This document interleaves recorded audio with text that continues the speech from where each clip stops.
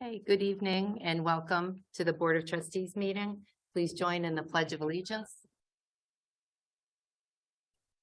I pledge allegiance to the flag of the United States of America.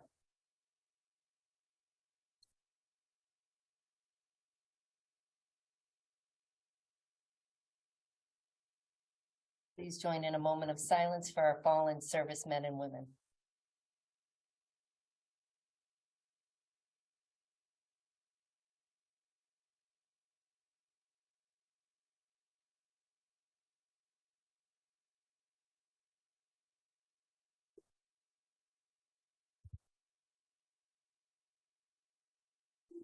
All right, so we're going to continue again this meeting with the addition of quick resident comments at the beginning, which we began at the last meeting.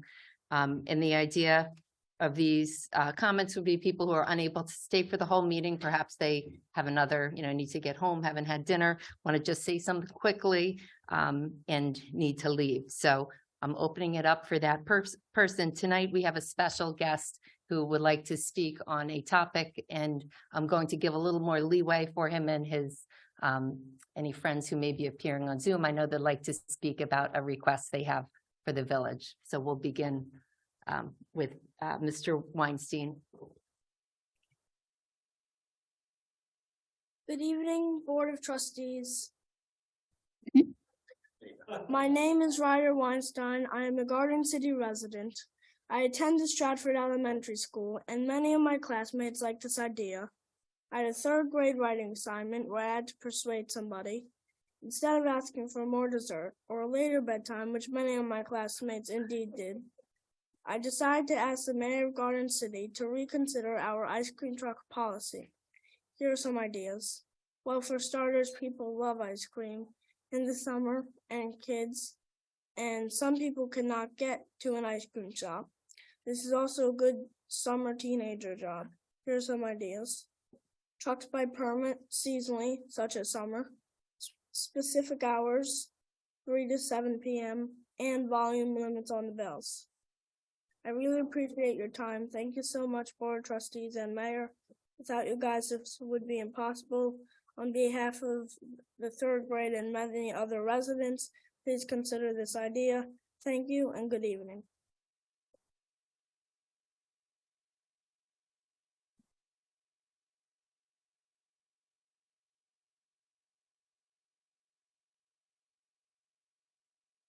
Thank you for coming tonight and speaking so nicely on that topic. We will take that into consideration. Do we have anyone else on Zoom who wanted to speak?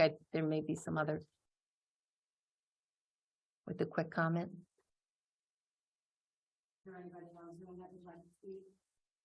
Ice cream.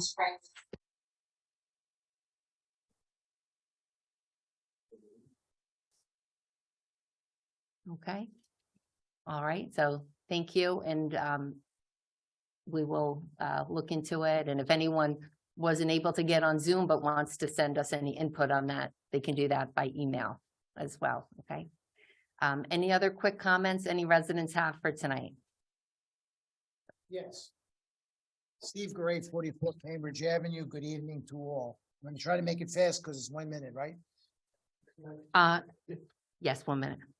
St. Paul's, thank you, Mayor, for allowing the villages to share in the information you got from Westerman. I understand there's going to be a further report. When do you anticipate that coming in, and how will that be distributed to the residents? Thank you.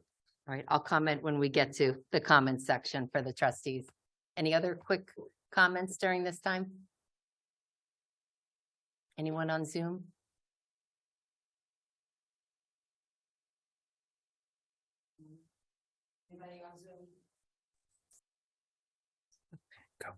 Anybody on Zoom would like to speak? Quick comments?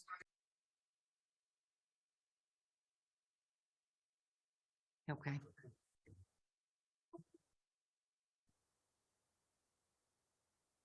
All right, so we will move on to the reports from the department heads, and we'll begin with Mr. Baroni. Good evening, Mayor, Board of Trustees. DBW has 5 items on the agenda this evening. The first item is on their finance, item 3. Bullet point 3 is a request to adopt a bond resolution for water main improvements, the amount of $4.2 million. The water main improvements include Stewart Avenue and Clayton Road. The 4.2 million includes the 1.6 million that was approved at the budget meetings for the paving of Meadow, Commando, Lindbergh, and Grove.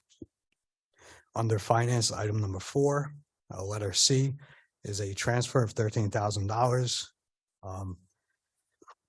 This was an emergency. We needed to install a valve on New Hyde Park Road in order to replace a fire hydrant that was hit. Public Works, item number 15, is a resident request. The homeowner of 234 Whitehall Boulevard. The homeowner is the last homeowner on the dead end of the street, and the sidewalk ends 3 houses to the house to the south of his residence. DPW has no objection to his request to remove the sidewalk and install grass. The other side of the street also has no sidewalk there. There is no pedestrian access routes on the dead end of that block. If the village does perform the work, we would perform it and send him an invoice when the work is completed. Public Works, item number 16, is a request to transfer $3,600 to ratify work being performed by Creighton Manning to install speed and volume monitoring devices that are in conjunction with the temporary speed humps installed on 4th Street. We needed to quickly move and approve the proposal in order to capture the data while school is in session. And finally, under award of bids, item 19 is a request to award the streetlight poles, luminaires, and accessories bid to various vendors. The awards are made to each vendor for who is the lowest bidder that complies with our specifications for that item, and all items are ordered on an as-needed basis. If there's any questions, I would be happy to answer. Mr. Brony, I just had one quick question on 16, just for clarification. The first bullet point is for installation. Is the second bullet point for compilation of the information that will come from those measuring devices? No, so it is a total of $3,600. The first bullet point is to approve the transfer of the funds, and the second bullet point is to approve the spending to the vendor to do the study. Got it. Thank you, sir. No problem. John, what did you say? There was a accident, a fire hydrant had to be replaced? That's correct. There was an auto accident in New Hyde Park Road that hit a fire hydrant. In order for us to get a proper shutdown on the main, we had to install a valve. The valve seemed to be disregarded as part of the New Hyde Park Road work for the overpass through the 3rd track project. So we had to install this valve in order to not affect as many customers and properly replace the hydrant. Was that the $13,000 item? Correct. Transfer to $13,000. John, can something like that be covered by the person who caused the accident's insurance? What a fascinating question, right, What- trustee Torina? And what a good question. Because remember, Am I causing trouble? no, Oh. I meant we had an accident, a 2-car accident that took out a hydrant. And so it was an arbitration, I believe, to apportion fault. That's right. Okay, And they found that neither driver was at fault. that's right. And the village had to just absorb the cost of it. That was strange. And I know you looked into it to see if there was anything else we could do, but that was a strange event. Bizarre for an arbitration panel not to award some blame to someone in some The percentage. fire hydrant was at fault, obviously. I guess it was. They 100% for the fire hydrant. So, anyway, it just brings back bad memories. Thanks, John. And John, you did just great work this week on the 4th Street speed humps. Really, really great the last 2 weeks. So thanks very much for all your effort. Thank you very much. As Paul Blake always says, I have a great team of people that work with me. All right, thank you. Ms. Wu? Yes. Good evening, Mayor and trustees. Item number 1 on the agenda is the approval to appropriate $108,260.93 from the reserve for compensated absences for 3 employees who left village service. Item number 2 are professional service agreements. These are renewals for the 23-24 fiscal year. These are financial services company that provide assistance to our department throughout the year. The first one is Hawkins, Delafield, and Wood. They are bond counsel. The second one is CMA. They are fiscal advisor. They assist us with our issuance of debt, as well as our required annual continuing disclosures reporting to the SEC. And the third bullet point is Tom Donato from Haberman and Associates. He's the village assessor. The first 2 renewals have very slight increases, and the third one has no increase year over year. Item number 3, again, are just board approvals for bond resolutions. These were 2 capital projects that were in the capital plan for 23-24. And the department heads obviously will speak a little bit more about this. I do want to mention that for the improvements to the tennis facility, that is a significant amount to be borne by the Tennis Enterprise Fund. One idea that the board can consider is utilizing the remaining funds that we have from ARPA. ARPA is the American Rescue Plan Act. The village received little over $2 million as a result of the COVID pandemic. And the village has, over the last couple of years, allocated portion of those funds to certain capital projects.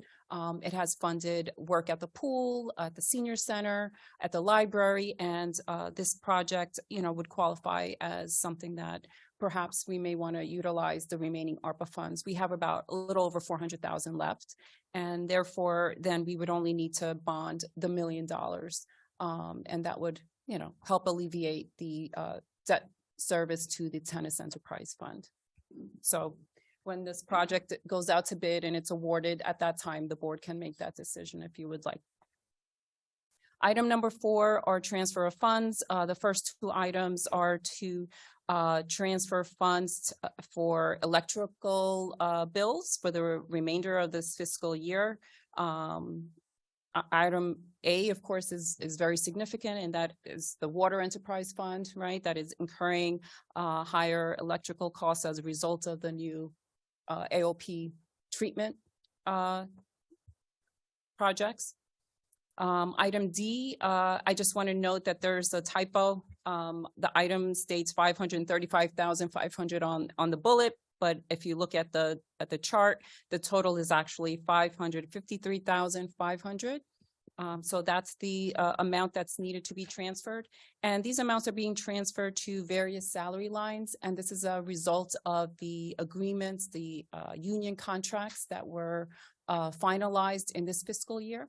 The increases due to those agreements were budgeted in contingency when this year's budget was formulated, back of, April of the previous year. So the funding was budgeted. It's just in contingency at the moment. And now we're transferring the funds to the actual departments. And that's all the finance items tonight. I'll be happy to answer any questions. Treasurer Wu, are there any restrictions on the use of the ARPA funds?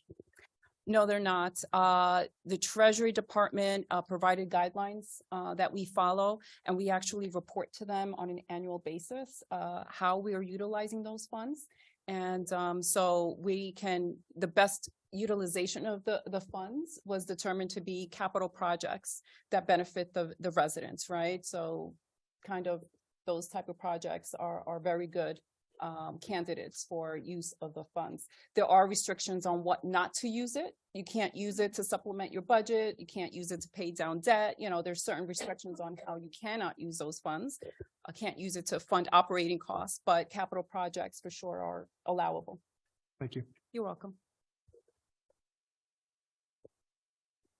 Thank you. You're welcome. Mr. Giovanelli. Good evening, Mayor, Board of Trustees. The Building Department has one item on the agenda this evening, item number 8, professional service agreement. This is for plan review services for Rich Barbieri. The board authorization is requested to engage Mr. Barbieri for services for plan review and some inspections on special projects, I call them here in the village. Basically, it's an on-needed basis.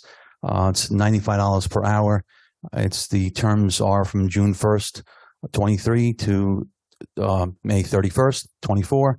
And it's for it's coming out of the 23-24 operating budget.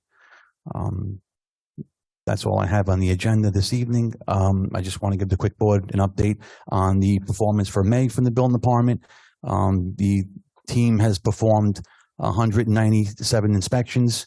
We've taken in 117 applications, and the revenue for the month of May is $130,000.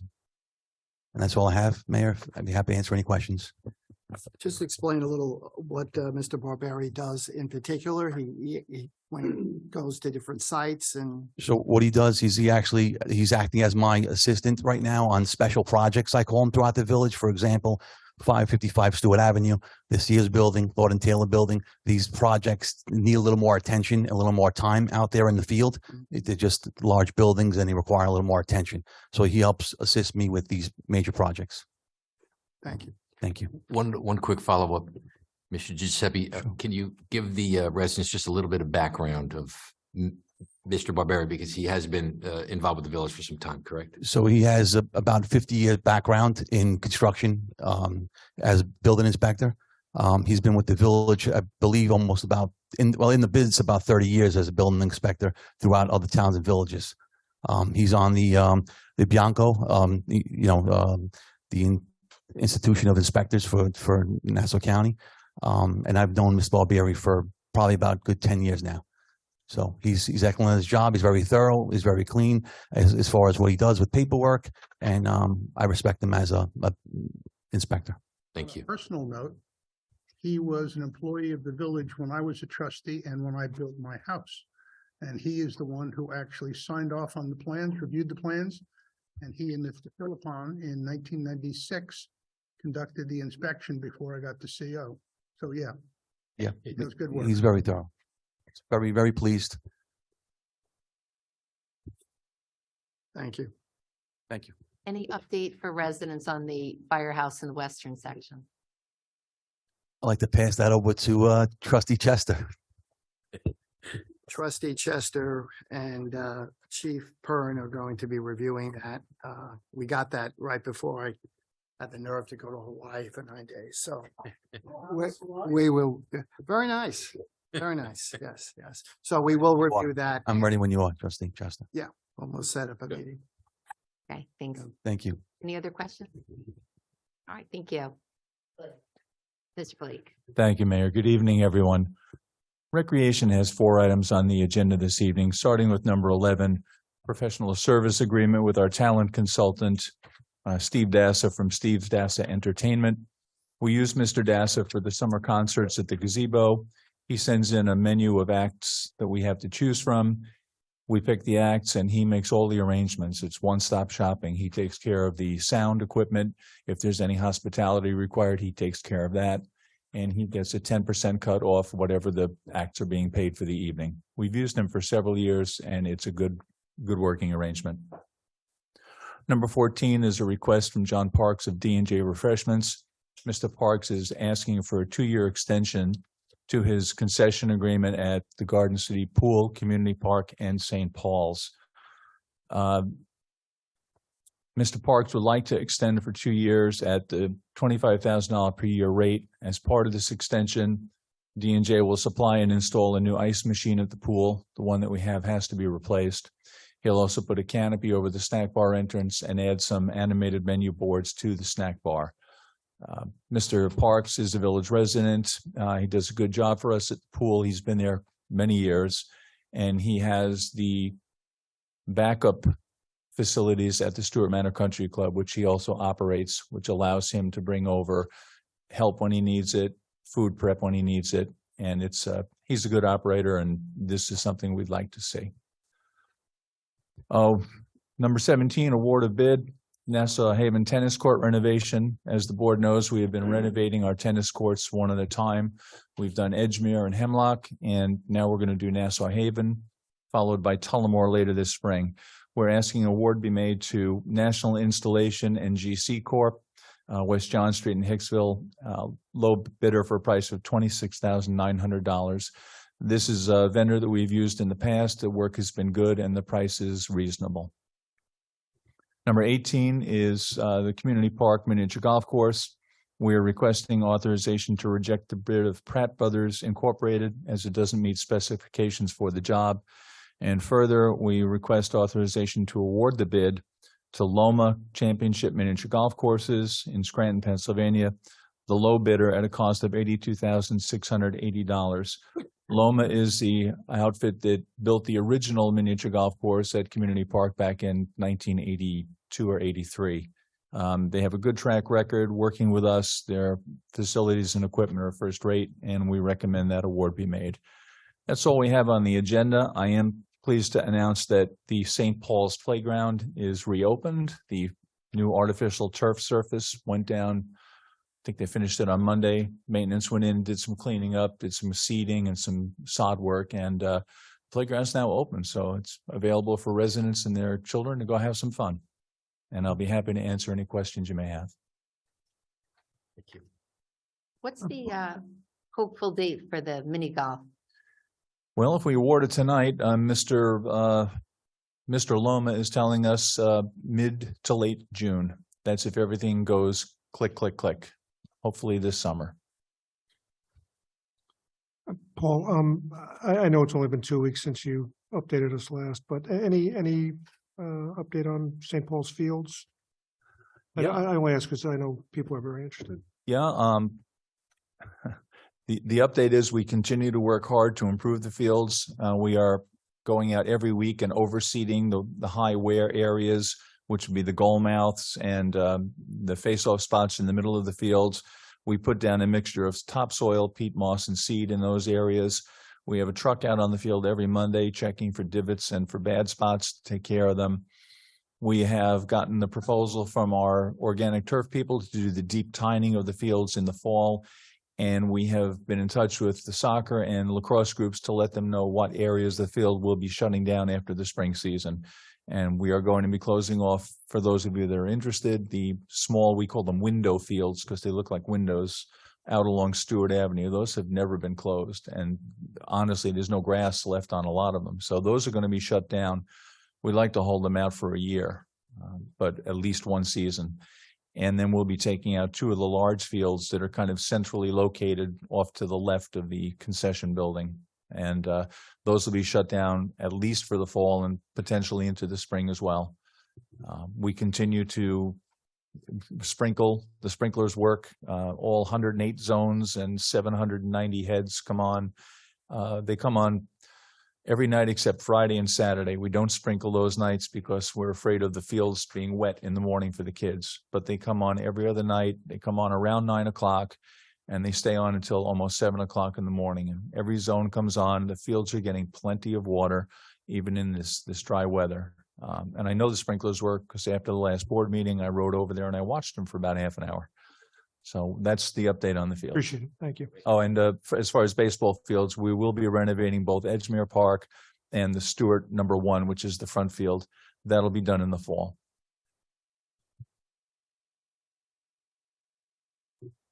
Thank you. Great. Good evening, sir. Good evening. Thank you, Mayor. Good evening, everyone. Commissioner Jackson regrets he's unable to attend tonight, so I'll be here to pinch hit.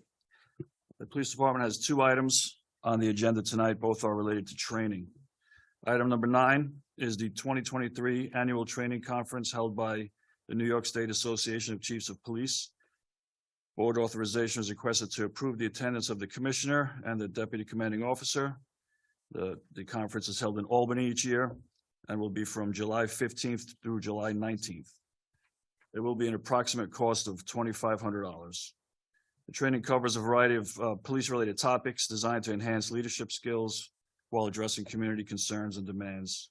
It's also an opportunity to confer with other administrators on current issues and new ideas. It's actually very useful training. Item number 10 is also training. The authorization is requested to approve the attendance of a police officer to travel to Orlando, Florida to attend the Institute of Police Technology and Management Symposium on Traffic Safety. That will be from June 26th through June 29th. The beauty of this one is that there'll be no cost to the village. The New York State Association of Chiefs of Police has decided to sponsor our member who is going.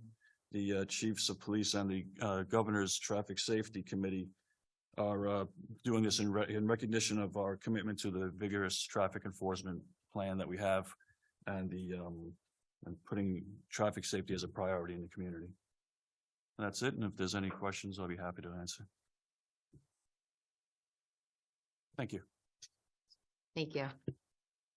Right, Chief Hearn? There we go. Good evening, Mayor, Board of Trustees. The Fire Department has two items on the agenda this evening, both of which are professional service contract requests. First one, item number 11 is, board authorization is requested to engage Long Island Fire Technology to provide commercial building inspections for the fire department for the fiscal year 2023 through 2024. The amount of this contract is not to exceed $50,000. We have utilized this particular vendor for the last couple of years. They have been an incredible asset to the department, and prices have remained flat throughout their time with us. Item number 12, a professional service contract for Alpine Software. Board authorization is requested to engage Alpine Software. They are responsible for our fire reports, attendance records, basically our pre-planning and information that we receive as we respond to fire alarms. We have used them for near a decade now. The cost of this is not to exceed $16,189.32. I'll be happy to answer any questions anyone may have. Chief, just one question with regard to number 11. The inspection services that are being performed, meaning does the village have the ability to charge back whatever is the entity for which the inspections are being done? You would be able to. It's not something we've ever looked into, but that's something we could actually discuss. Because as I understand it, with regard to the inspections that are done by the building department, there is a fee associated with each of the inspections. So to that extent, I would think that that may be an avenue that we could address. We could absolutely look into that. Chief Byrne, question on number 12, what was the, I'm assuming this is a continuation of an existing contract. What was the previous number? Do you have an idea? It was relatively close to this. It only increased a couple $100 year over year. The initial setup cost was $60,000 total. Okay, and it's a standard maintenance contract, covers any sort of upgrades, maintenance, and whatnot on the software for the year, right? Absolutely, yes. Right. Thank you, Chief. Mr. Fishberg, anything?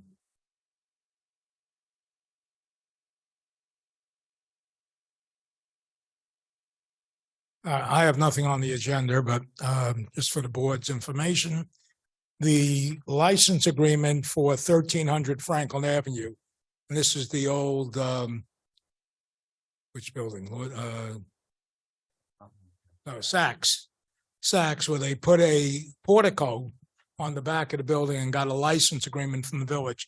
That license agreement is actually expired, and we are working on a renewal of that agreement. There's a little bit of a glitch that's come up on terms of a deposit money that was placed with the village, or we're not sure if it was placed with the village when the license agreement was originally signed about 15 years ago. Also, we have two renewal agreements for the cable franchises. One of them is Verizon, which is long overdue, and the other is Altice, which is to expire shortly. We plan to start working on those, and I guess the question for the mayor and board is whether a committee is going to be appointed to work on that with me. In the past, I know there's been a committee of perhaps 2 trustees, maybe somebody from the community who has some expertise in this area. I've actually negotiated several of these agreements over the years, not only here, but in some other villages. But it may be helpful to have some other board members or somebody from the community with expertise to sit in on that. And other than that, I have nothing more. Okay, thank you. I will get you some names. Help you out. All right, Mr. Swazi. Good evening, Mayor, trustees, residents. Mayor, I have 3 items tonight. The first, under Human Resources, is the annual step increases that begin on June 1st for the CSEA rank and file unit, the CSEA supervisor unit, and PBA unit. These are all contractual obligations from the collective bargaining agreements. These increases were contemplated and included in the recent budget that was passed. The second thing I have for you is under Village Administrator Note number 7. That is the engagement of professional services for the village network support for SourcePass. Trustee Marciano has sent a question today, which is a good question. SourcePass is now the parent company of Total Technology Solutions. Total Technology Solutions is the outfit we were working with the last 4 years. We had acquired them through an RFP process. This is their 5th year. The new parent company, we have the same people, same services that we're using. They supply us with 24/7 network monitoring, alerting support, network management tools, help desk ticketing, the cybersecurity, all the day-to-day operational components and software that we need. There are some changes to the item on the agenda, minor ones, but I want to point them out. I think Trustee Finneran will appreciate this. The $14,265 monthly fee is actually $14,250. They had a $15 reduction in one of their items this year, which I didn't pick up until today. That $15 a month comes out to be $180 annualized, and that needs to be deducted off the $171,180 for the full year. So that's now $171,000 even. Also, I made 2 minor changes to the contract language. I notified the board via email today, and also Village Clerk Karen Altman. When we have a catastrophic or unexpected event and we have to go outside of the operational cost, we have these things we call time blocks. In the contract papers, when the agenda was printed, we were taking the blocks in 40-hour increments. I had it reduced to 20-hour increments. It's really just a paper change. We only pay for the hours we use. So if we have an event and the event lasts 5 hours, we block out 20 on the purchase order. So if it goes 6 hours, we don't have to keep cutting purchase orders. So I thought 40 was excessive. We've been using 20 the last 3 years. So it's just a paper change, no problem. The second thing, which is more significant, but minor, is the terms of the agreement. Part of this monthly expense is a $4,800 expense for an engineer on site that assists Ryan 4 hours, 3 times a week for 12 hours. If we approved the contract the way it was, that's a 1-year commitment. I had them change it to give us a 90-day out clause. We're relying less and less on the networks become very stable. I want to thank Ryan for the excellent work he's done, and Total Technology Solutions. We've stabilized the network, we've virtualized it, we've modernized it, we're improving design. So we don't think we want to rely on that full year term. We think at some point Ryan to make the decision that we can forego that and save the money and put it into other places in the technology budget. So that was another change. Again, a paper change, not significant, but could save us a lot of money. The third item, Mayor, is not on the agenda, but you did ask me last week to check into Adelphi University. Trustee Harrington provided me a contact with the person she had. I contacted her via email the next day. We had a phone call later that day. I explained what the situation was, what the expectations were, what had been done in the past. She said she'd get back to me, and on Monday she sent me an email saying, "Ralph, listen, it's commencement time, and we're kind of busy, and we have some new leadership over here. Let me work with them. I'll get back to you." So I sent her a follow-up email saying, "Okay, let's have a commencement call. Can you tell me when's the best time?" So I'm still following up on it. I don't have an answer yet, but I did reach out. Those are my updates. I'll take any questions. Thank you. Can I ask a question, Ralph? So I worked with different software providers before, and typically when you buy a block, you basically buy it and you use as much as you want, right? You use all of it effectively. if what we're doing is basically using what we have and then returning whatever's left, what's the purpose of buying the blocks of time? Makes no sense. We're not buying a block of time, so we're creating a purchase order for a block of time. So if I have an event and I don't know the duration of it, let's say it's 21 hours.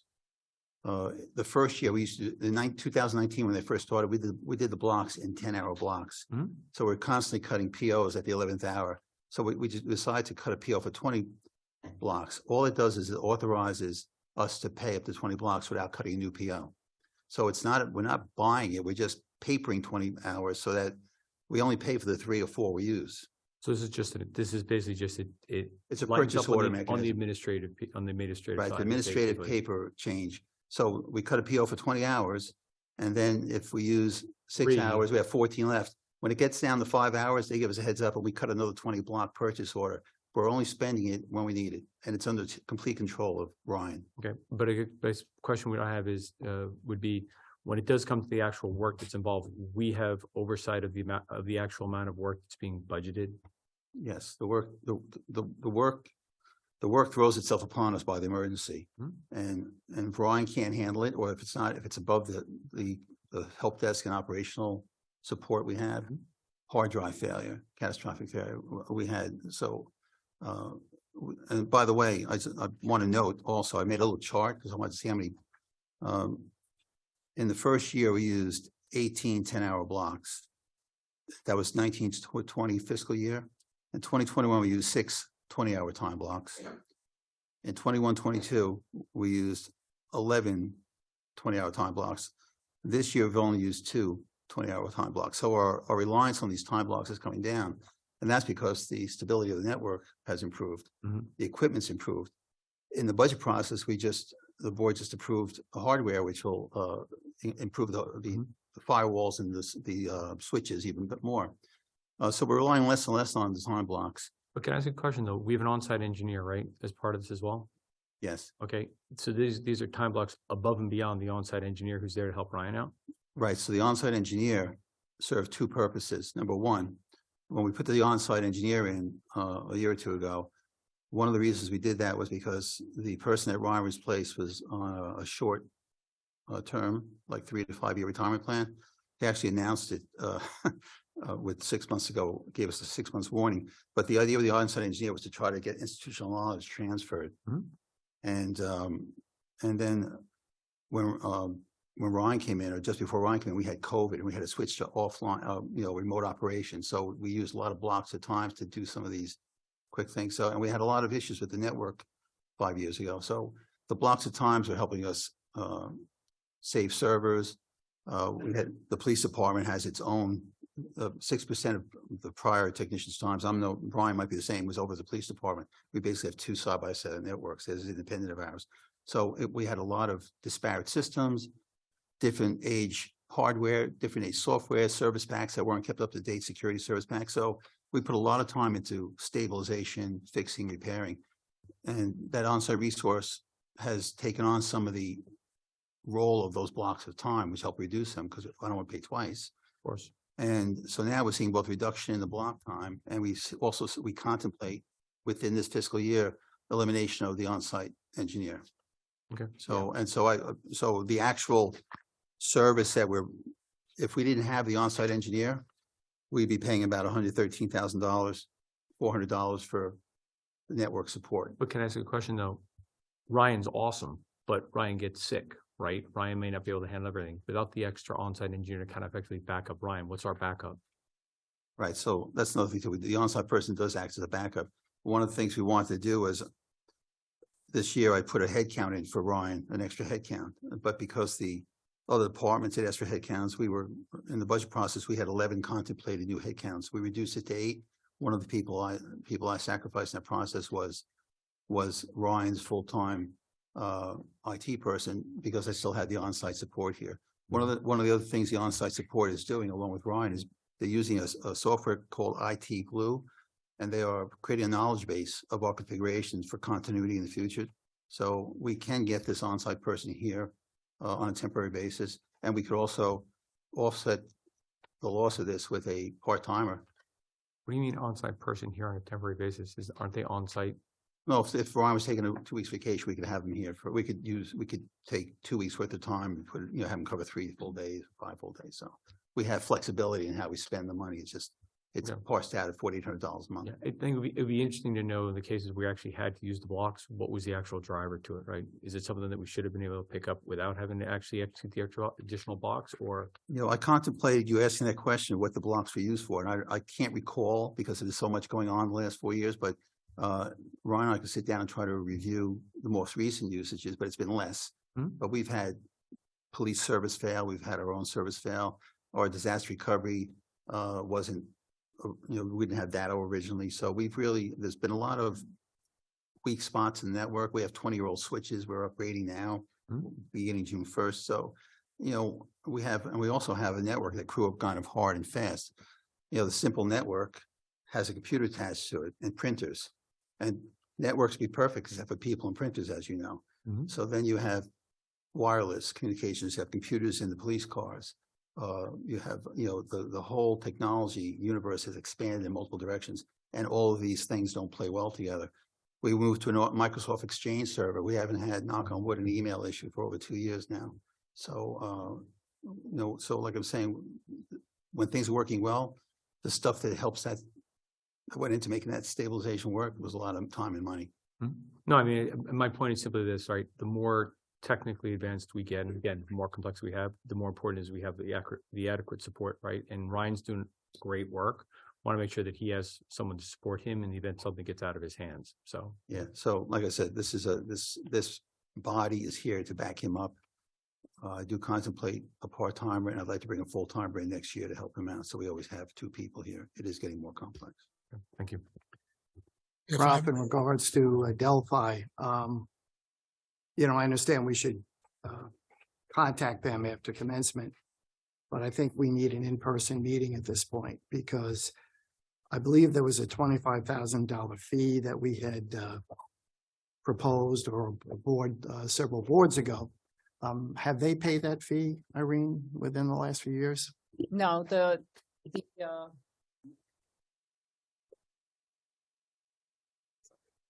I think you got it. There you go. Okay. So yeah, Delphi was contributing what they called donation, right? Over a period of probably like 3 years, right? It lasted like 3 years until COVID, and then they stopped. So they haven't contributed anything over the last about 3 years. Okay, well, they're using some of our services, particularly our fire department, who's called over there much more than what I think is probably necessary. But the point is they're being called over there. So we need to sit down and work out a plan that they pay at least this fee, if not more than that. So I'd like you to try to arrange for an in-person meeting. Well, actually, it's a good idea. I forgot to mention that Ms. Grafer suggested she would love the new Village Board of Trustees and our senior leadership to meet so we can get to know each other and vice Good. versa. So Good. she already offered that. Excellent. It'll probably be post commencement. I'll try to arrange it. I'll speak to you about what would be opportune times for the board. Excellent. And I think they're inviting us over to their campus so I could show us some of the things. So I'll set that up. The $25,000 that they gave us in the past, rightly was called a donation that we accepted. They attributed to not a pilot, but more as a donation related to the parking at the community pool that the buses do and the students do during the school year. And when COVID hit and their enrollment dropped down, they went virtual and they used the parking. Those are 2 years they didn't pay. I think the third year we're talking about is the one now we're trying to get from them. So actually we should be getting 2 checks, one for last year and this year. So, well, again, there's other services they're getting, and it needs to be discussed. So thanks. If I may, Mayor, Sure. on SourcePass, they're actually retaining them involves authorizing the mayor to sign 2 agreements. One is a quote, which has all the specific services outlined and the pricing of them. And the second one is a 19-page legalese master services agreement, which I went over with SourcePass's counsel, and they accommodated my request to make several corrections or revisions to the agreement. So there are really two agreements that have to be signed. Thank you. Anything else, Mr. Swazi? That's it, Mayor. Any questions? All right, is anyone speaking to number 20? Or that's just on the consent calendar? ASPCA? Just on there? Okay. I don't think they're here. Okay, so we have, They have done in the past and board if they want to approve it. right. So also on the consent agenda, we have a request from ASPCA for permission to set up a table to promote their charity outside of Kings, which has been done in the past. All right, any questions or comments from trustees? Mayor, I would like to comment on the proposed Sands Casino at the Nassau Hub. I would in particular like to acknowledge several residents that have been heavily involved in this fight against the proposed casino. That would be Monica Kiley, Richard Williams, Effie Campbell, Richard Catalano. And if I forgot anybody, I apologize, but I know the four of them have been working very hard in trying to stop this. As the residents know, we as a board unanimously passed a resolution saying we were opposed to the Sands Casino being built. The previous board had done the same. What I'm somewhat puzzled about is that there have really been no other organizations within the village expressing their opposition to this. The Board of Education trustees, for example, the PTAs, even some of our local sporting organizations that we've all been involved with, the Centennials, Parents United. I mean, we need to hear from other people. And the legislators, particularly Rich Nicolau, who's the presiding officer, needed to hear and can still hear from residents before they take a vote, which I believe is on Monday, the 22nd. 4 o'clock Monday. Right. We could use all your support. They've offered various things, whether they be soccer fields or whatever. They've done this to other villages as well. But what is the long-term effect of this casino? The long-term effect obviously is heavy traffic, particularly in the eastern part of our village. But at some point, maybe overall, we don't know what other proposals they're going to have. They're talking about buses from Mineola train station, buses from Westbury train station. I've spoke to the mayors of those villages. They said they will make a public comment. I think they have, but with more clarity. I would like that to happen. We all would like that to happen. But you've got a 24-hour, 7-day-a-week casino that will be operating once it gets approved. It's going to have a negative effect, whether on the 40,000 students within the area at Hofstra, Nassau Community, Bishop Kellenberg, Uniondale High School. I'm kind of surprised that Adelphi hasn't said anything. We know Hofstra clearly has, and Nassau Community, for whatever reason, thinks it's a good idea. I don't know if they've changed that. That's going to affect them all. And it's going to affect our younger people that right now might be 10, 11, 12 years old as they get older. I just don't think, and our board felt that, and if I'm speaking out of turn, please let me know. It will have a long-term negative effect. So I plead upon these other organizations to speak out against the casino. Thank you. Thank you for that. And, just let people know, in addition, showing up on Monday is really critically important to be there in person for the vote. And I'm going to be attending a rally on 3 o'clock on Sunday for those who can't make it on Monday, or people who can come to both. And I will be joined by other mayors, Mineola, Westbury, perhaps others, and community leaders So I encourage you all to come out. I know it's not something typically we do, but it's really critical for our village that we have our voices heard, knowing the impact this would have on our community. Mayor, excuse me, why don't you tell everybody where it is? Yes. It's at the county legislature building, on the steps of the county legislature building, right at the corner of Franklin and Old Thank Country Road. And our other trustees will be there as well.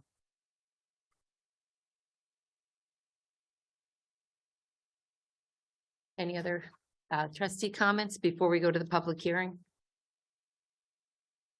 May I speak? course. I want to update the village residents on the temporary speed humps that the village has installed on 4th Street. This is the first set of temporary speed humps, and this is the beginning of the Traffic Commission's traffic calming program. They've only been in a few days, and the Traffic Commission has already heard positively from the administration of St. Joseph's School, the school board, the PTA, residents who are parents of students, and residents of 4th Street. These are meant as a test.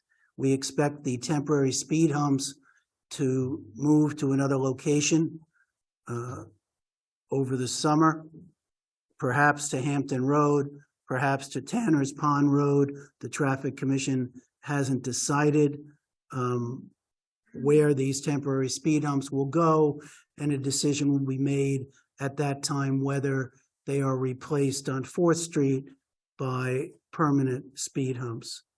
Hopefully in the next week or two, both the fire department and the police department can take a look at the temporary speed humps and give us their input on them.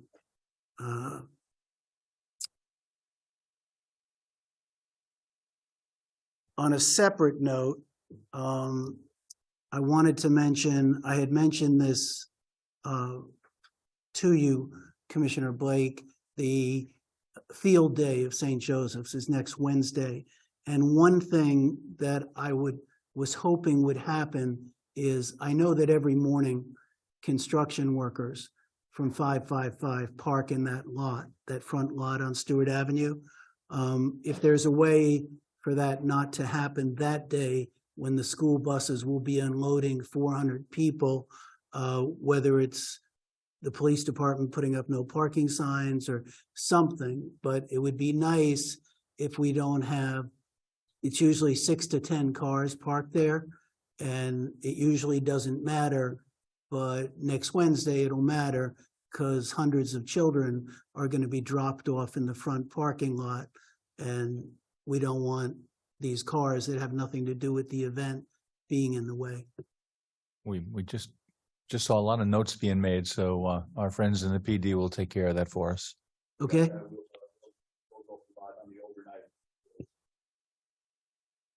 Great, thank you very much. I don't have anything else. Thank you, and thank you for all the work you're doing with the Traffic Commission. Great to see.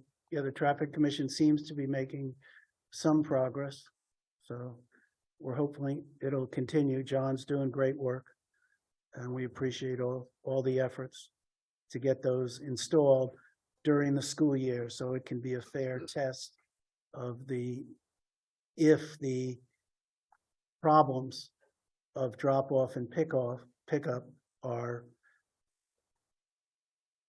lessened significantly. And so far, the comments we've gotten have been uniformly positive about enhancing the safety of the 400 children who attend the school and the dozens of children who live on that block, 4th Street, between Franklin and Hilton.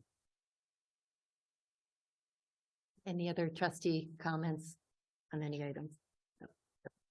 All right, so At this point, we'll move on to our scheduled public hearing. This is a public hearing on a proposed local law to amend the code of the Village of Garden City in relation to prohibiting certain transient dwelling uses. Do I have a motion to open the public hearing? I'll make the motion. Second. All in favor? Aye.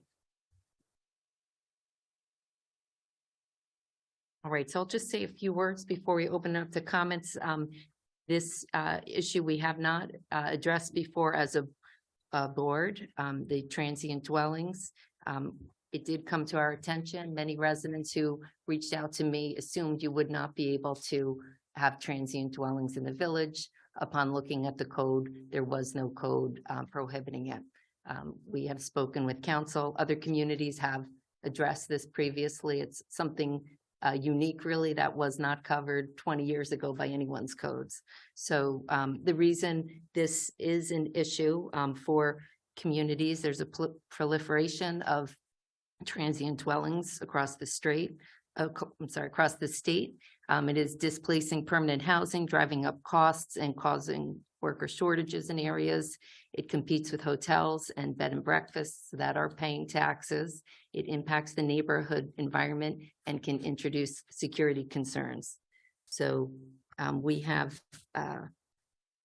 asked our council to look into what similar communities in our area have done, and we have a local law drafted, and it's now open for any public comments. Hold on.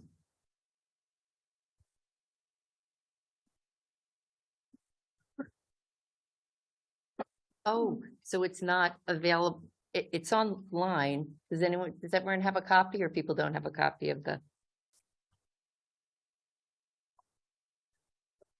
I have a paper copy. Do you?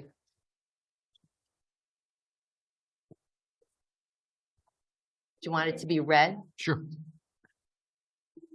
I can read it for anyone who, okay. All right, so transient dwelling units. Transient dwelling unit, an entire dwelling unit or a room or group of rooms within a dwelling unit made available to rent, lease, or otherwise assigned for an occupancy of less than 30 consecutive days to one or more persons who are not the owner or family member of the owner of such a dwelling unit. The term transient dwelling unit shall include both owner occupied and non-owner occupied dwelling units, and shall not include any lawfully permitted dormitories, any lawfully permitted hotel or motel rooms, bed and breakfast inns or lodging houses, or business establishment operating exclusively for and catering to transient clientele. That is, persons who customarily reside at these establishments for short durations for the purpose of vacationing, travel, business, recreational activities, conventions, emergencies, and other activities that are customary to commercial hotel motel business. And number 3, any lawfully operating medical, healthcare, nursing home, assisted living, or similar facility. That's the definition, and it exempts everything, those categories. Presumption of use is section B. There shall be a presumption that a property or dwelling unit is a transient dwelling unit if the following is found to exist. Number 1, the property or dwelling unit is advertised or offered on any medium, including Airbnb, HomeAway, Vrbo, or similar short-term rental website, as being available for occupancy for a period of less than 30 days. And number 2, the foregoing presumption may be rebutted by documentary or other evidence presented and satisfactory to the superintendent of buildings that the property or dwelling unit is not a transient dwelling unit. In all cases, the burden of proof to establish that a property or dwelling unit is not a transient dwelling unit shall be upon the owner or occupant of the property. Any property aggrieved by determination of the superintendent of buildings in this regard may appeal such determination to the Board of Appeals, which would be the Board of Zoning Appeals. Third section C, applicability to owners. For purposes of defining a transient dwelling unit, the term owner shall mean and include any individual or individuals, partnership or corporation or other organization in possession of or having a fee interest in the real property where the dwelling unit is located. The term owner also shall include, Mayor, you want me to read the rest? am I doing all right? A corporation, limited liability company, partnership, association, trustee, or other business entity or non-business forms of ownership. Number D, transient dwelling units prohibited. No dwelling unit, whether single family, multi-dwelling, or mixed residential use, shall be used or occupied as a transient dwelling unit.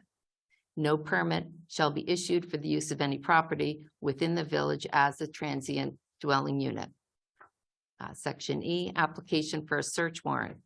The superintendent of buildings or other superintendent's designated representative is authorized to make an application to the village court or any court with appropriate jurisdiction for the issuance of a search warrant in order to conduct an inspection of any premises which is subject to this section, where the owner or occupant of such premises refuses or fails to permit an inspection of such premises, and where there's reasonable cause to believe that a violation of this section has occurred. Such application for a search warrant shall in all respects be made in conformance with and shall comply with the applicable laws of the state of New York and the United States. Section F, warrantless inspections and searches are prohibited. Nothing in this section shall be deemed to authorize the superintendent of buildings or the authorized representatives of such superintendent to conduct an inspection or search of any premises pursuant to this section without the consent of the owner or occupant of the premises or without a warrant duly issued by the appropriate court, except where such inspection or search may be permitted by law. Nothing is in this section shall be deemed to limit the authority of the superintendent of buildings or the authorized representative of such superintendent to conduct a search without a warrant where such warrant is authorized by law. And G, civil action. Village council is authorized to institute a civil litigation to obtain and enforce any available remedy, including injunctive relief in the event of any violation of this section. In any such litigation, the court may award the village its reasonable attorney's fees and expenses of such litigation. Any local law or provision of the code of the Village of Garden City in conflict with this local law is hereby repealed to the extent of such conflict, except that such repeal shall not affect or prevent the prosecution or punishment of any person for any act done or committed in violation of such local law, ordinance, or resolution prior to the effective date of this local law. If any clause, sentence, paragraph, section, article, or part of this local law shall be adjudged to be invalid by any court of competent jurisdiction, such judgment shall not affect, impair, or invalidate any part of the local law or the remainder thereof, but shall be confined in its operation to the clause, sentence, paragraph, section, article, or part thereof directly involved in the controversy in which such judgment shall have been rendered. This local law shall take effect immediately upon adoption and filing pursuant to the municipal home rule law. So that was a lot. If anyone has a question about it, they can ask, and we have village council here who can help with field any questions. Madam Mayor, the question is, does the village have a bed and breakfast provision? I think so. If you don't have a definition of what a bed and breakfast does, and somebody slaps a sign on their house saying they're a bed and breakfast, does that mean that under this law, they would not be applicable? So this law, actually, I'll let you, this was narrowly tailored, I believe, to address the Airbnb, Verbo, transient dwellings, but I'll let, I don't know that we're on, if you have that information as to why we don't have Airbnbs, what code that is.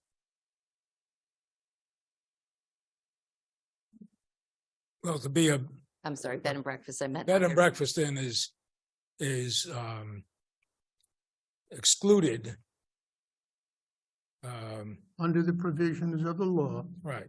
So the transient law that is right now before us does not apply to a bed and breakfast. Right. My recollection of the village code is that there is no definition for what is a bed and breakfast.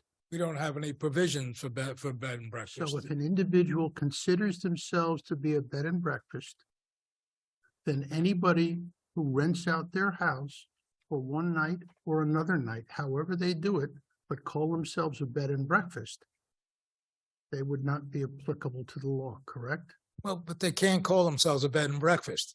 You just can't call yourself a bed and breakfast unless you're authorized under the law to maintain a bed and breakfast. All right, a bed and breakfast does not fall within the definition of a single family home.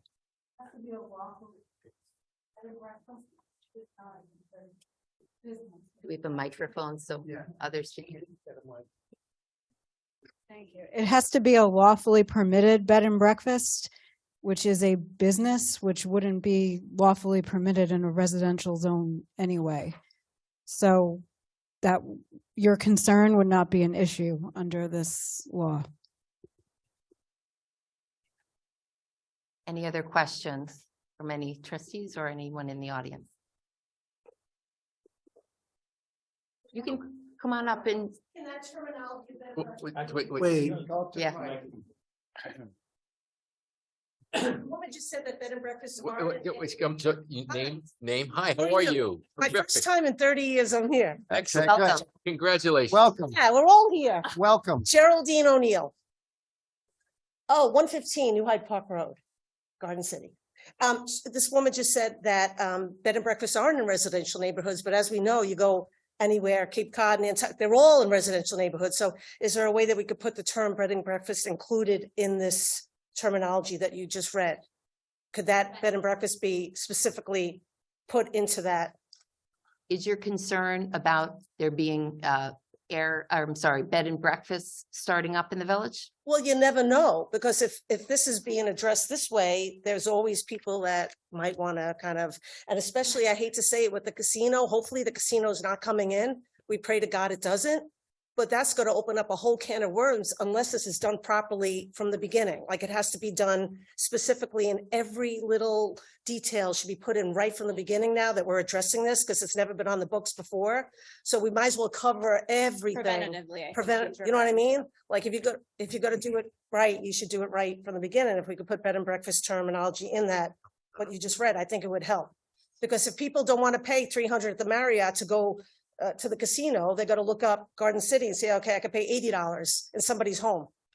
That's what we're trying to prevent. I think Ms. Ronenberger actually researched and drafted. I think I'll let her speak to that.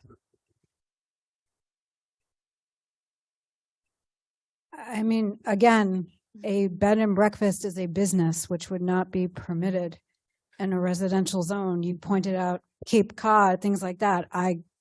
Those are different jurisdictions. They may have different zoning that allows for this in that zoning code. I can't buy a house in Garden City and say, I'm going to make this my business, a bed and breakfast in the middle of an zone. That's not permissible. So that's covered under. So it would not, right, yes, only a lawfully permitted bed and breakfast is excluded under this law.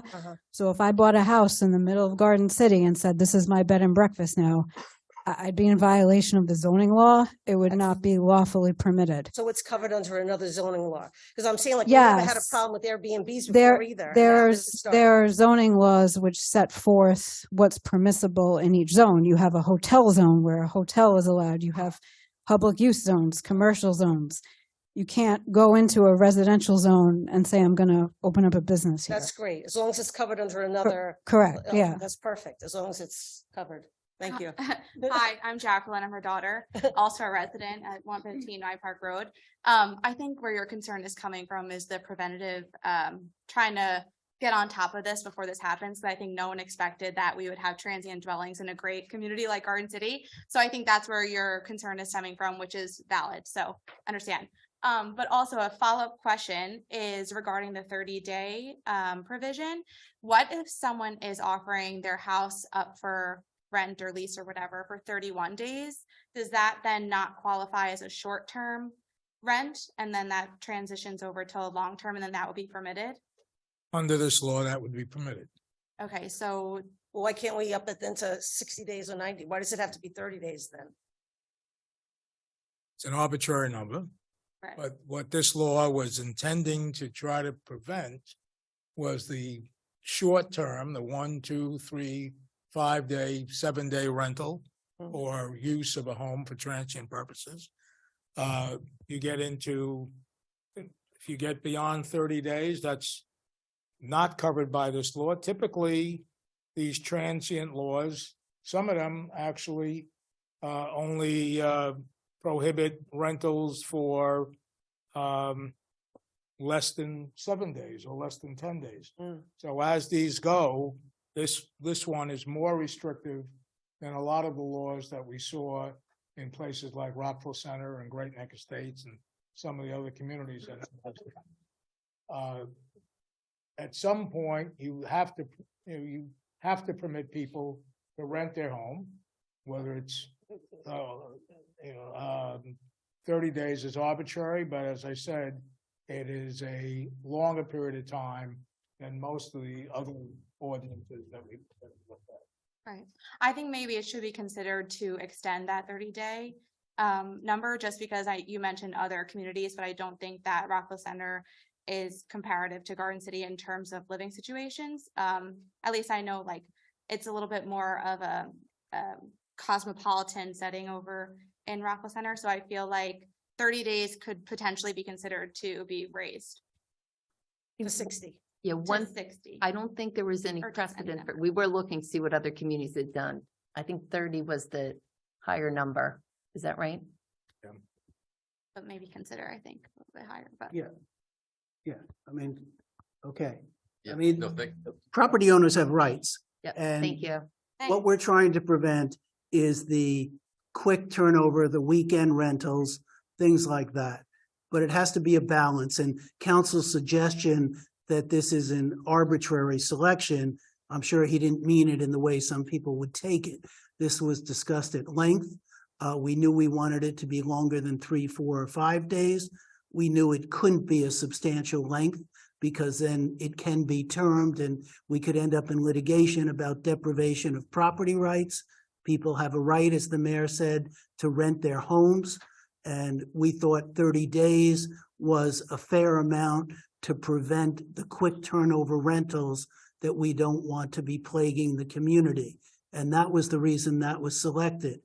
And I think it's an appropriate amount of time, a fair amount of time, and an amount of time that does not deprive property owners of the rights that they have in their property. Thanks. Any other comments? Hi, Hi. Daniel Gomez Sanchez, 8 Harvard Street.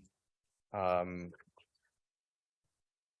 want to say thank you for, proposing this bill.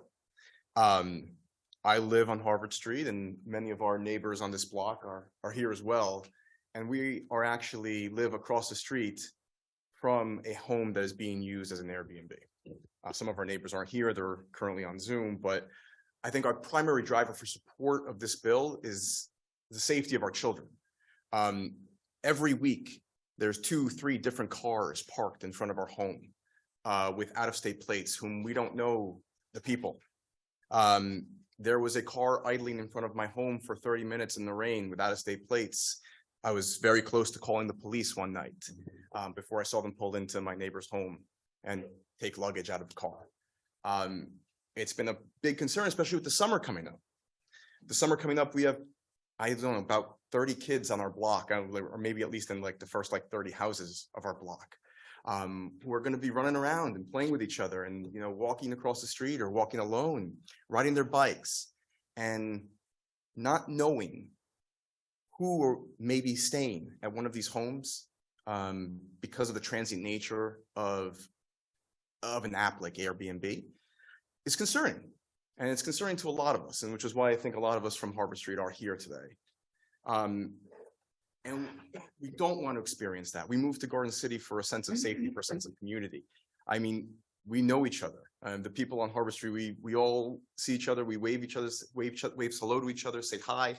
Our kids play together, and it's beneficial. And not knowing who or what is staying at a home is concerning to us. The other thing, of course, is I think that's already been addressed in the bill is that the fact is that we are in a residential neighborhood. It's not zoned for hotel use. And so this transient nature of people coming into the home, staying, leaving after a day, I think it's been addressed. So we appreciate that. The other issue that I thought was beneficial for this bill is you're not seeing tax revenue from it. As a community, we all pay taxes and we're not seeing tax revenue from this home that is essentially being used as a hotel. And of course, it's siphoning money and business away from our own Garden City Hotel where people could stay at a nice place and enjoy themselves. Finally, the last thing that goes hand in hand with safety, which I wanted to, make a comment to the board about, was to the extent that the Sands Casino does come in, the transient nature of people coming in looking for cheap Airbnb homes to stay at is a huge concern. And that may not be next year, it may not be 5 years from now, it may not be 7 years from now, but at the end of the day, we're still all going to be in this community and we're still going to have to contend with that. And we're going to have to contend with the safety, ensuring and continuing to ensure the safety of our children. With that, I don't have any other comments other than just to say thank you for bringing this bill up. And I hope it gets approved because it would mean a lot to, I think, many of us in this community. So thank you. Thank you.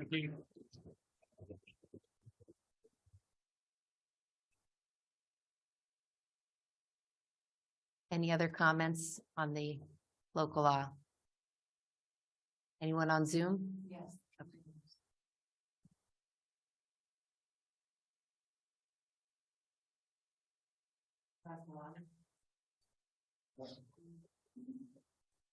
Hello?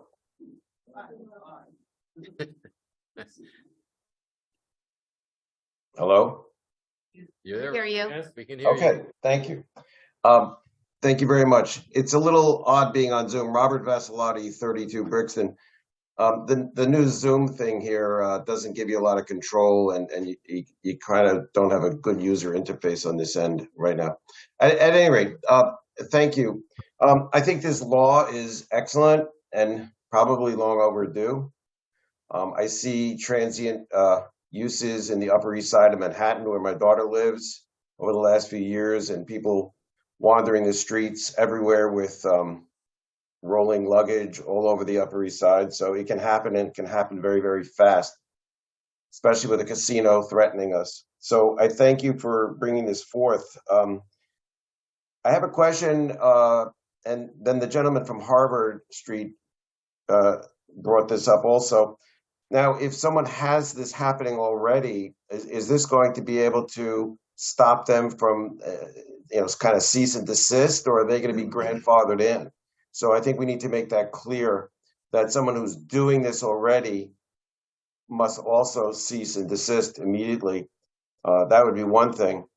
And then the other thing is I don't see any fine. So, if I'm caught doing this, shouldn't there be like a, $500 or $1,000 fine or something substantial? I mean, they're bringing in a fair amount of money, and I think that they should be fined a fair amount of money. And then on the 30-day, I would be cautious. People rent houses in Garden City, but it's usually, let's face it, a year, 2 years, 3 years. I've rented a home here in my parents' home for years, years ago. But my point is that with the casino threat, and not just that, just tourism in general, it's very easy today to go someplace for a month and work and visit New York, visit the Hamptons. We're a great jump off point with the railroad and other nearby things. It's very easy to spend 30 days someplace and work. So I would just be cautious of 30 days. So those are my comments. Thank you. Thank you. Now, if you want to. There is a section in the code that this would apply to, which creates fines. So it is subject to fines. And I forgot now what the other one comment on the 30 days. I think Trustee Kelly said it better than I did in terms of property rights.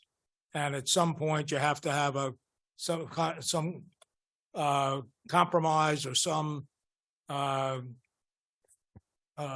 some cutoff point where the rights to use your property are not affected. I forgot that there was a third point. Grandfathering, no. Oh, grandfather. No grandfather. Yes, anybody who might be presently doing this is not grandfathered. They would be subject to this law. There's no grandfathering provision. Thank you. All right, thank you. Anyone else on Zoom? Oh, in the room, we have a comment. Yeah, hi, my name's Steve D'Amico. I'm also from Harvard Street. Thank you all for being here and fielding our questions. So I have a couple of quick questions. One is, do we know how many of these transient rentals are in the village now that are being rented out? I'm not how many- aware of more than one, but I think there's wisdom in not waiting for more to come before passing a local law. But I'm not aware of more than the one. You know, is anybody that's doing this, the people that are coming in, are they being vetted in any way by Airbnb? You know, are we just taking in anybody and everyone? You know, that's another question I had. That's what part of why communities are putting these laws into place, because sometimes they're hosted, sometimes there's unhosted. You don't know, fire safety issues, how many people are there? If there's a responsible party on the site, there are many different issues that can come along with a transient dwelling. So does situation. anybody register with you? There is some communities have decided to allow them and register them and regulate them. The feedback we got in our decision was to prohibit them, which is a simpler approach, but a different So approach. far, all we know is one that's on our block, Harvard Street. All I know of. It's the only one we've seen advertised. Yeah. Okay. And in terms of vetting, excuse me, sir. Yeah. If you've ever rented through VRBO or Airbnb, you'll know that they vet one thing, and that's your financial wherewithal and your ability to pay. I have done so in more vacation areas, and they've never asked for my personal information or what would be deemed to be, inside scoop on who I am and who my family is. Yeah, I've never been vetted. When I use them in spots, I'm sure less palatial than the ones Trustee Finneran goes to, but Thank you. It raises the danger that was mentioned earlier, that you don't know who these people are. Right. You don't know their backgrounds. For all you know, they come from a neighborhood where they're required to register. And now they're going to be around all the children here in the neighborhood. Right. All right. There's all kinds of problems that people can bring with them and present to your neighborhoods because of their backgrounds. And that's the great danger of these transient dwellings.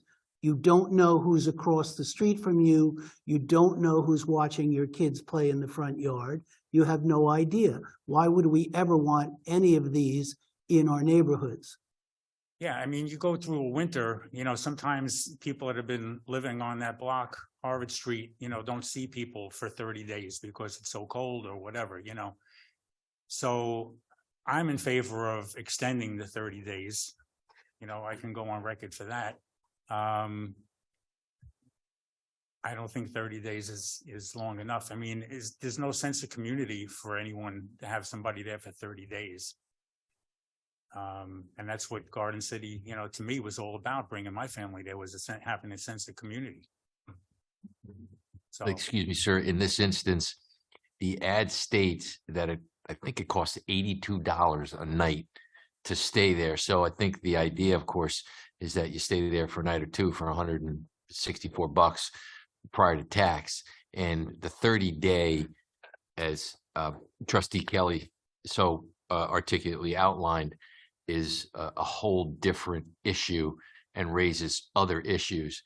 This, of course, I think is spot on to protect you and your neighborhood and my neighborhood and all of our neighborhoods.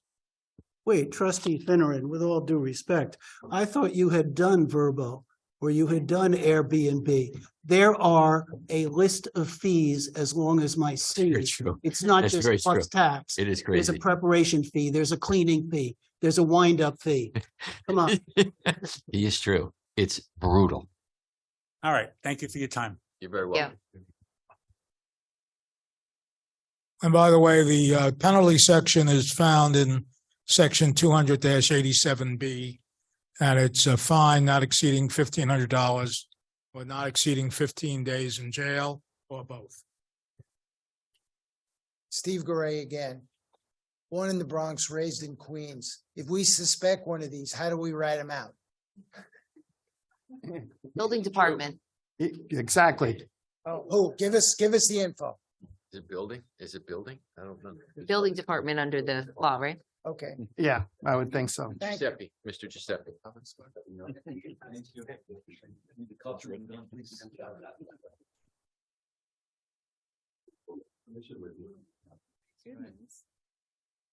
Good evening, everyone. I just have a very quick comment. My name is Jane Duane. I live at 1 Harvard Street. Our neighbor has revamped their website. And just one day, I just always check to see if there's going to be a guest next door. And it does give you detail about, I'm sorry, I have a bad cold, where you will be staying. But one thing I found very interesting as you went across, it says 1 guest bed, shared bathroom, and other guests may be here. So they're advertising for a room, but yet they're telling you that other guests may be there. Who are these other guests? I'm very unclear on that. I mean, the website has been revamped, so I know the website has been sent, but I don't know if you have seen the new website that they created. So it's something maybe you need to look into because it isn't just one room according to the website. So I think we're looking at more as a broader issue, and I'd rather not get too personal about it because it wasn't. So it will be, if this is passed, it will immediately be against the rules to do an Airbnb. So And the law refers to an entire dwelling, a room or a group of rooms within the dwelling. Yeah, so your concern, ma'am, will be handled. Yeah. Will be addressed by this. Okay, I just wanted to make you aware. Oh, no. Thank you. For Thank you. coming. Yep. Okay.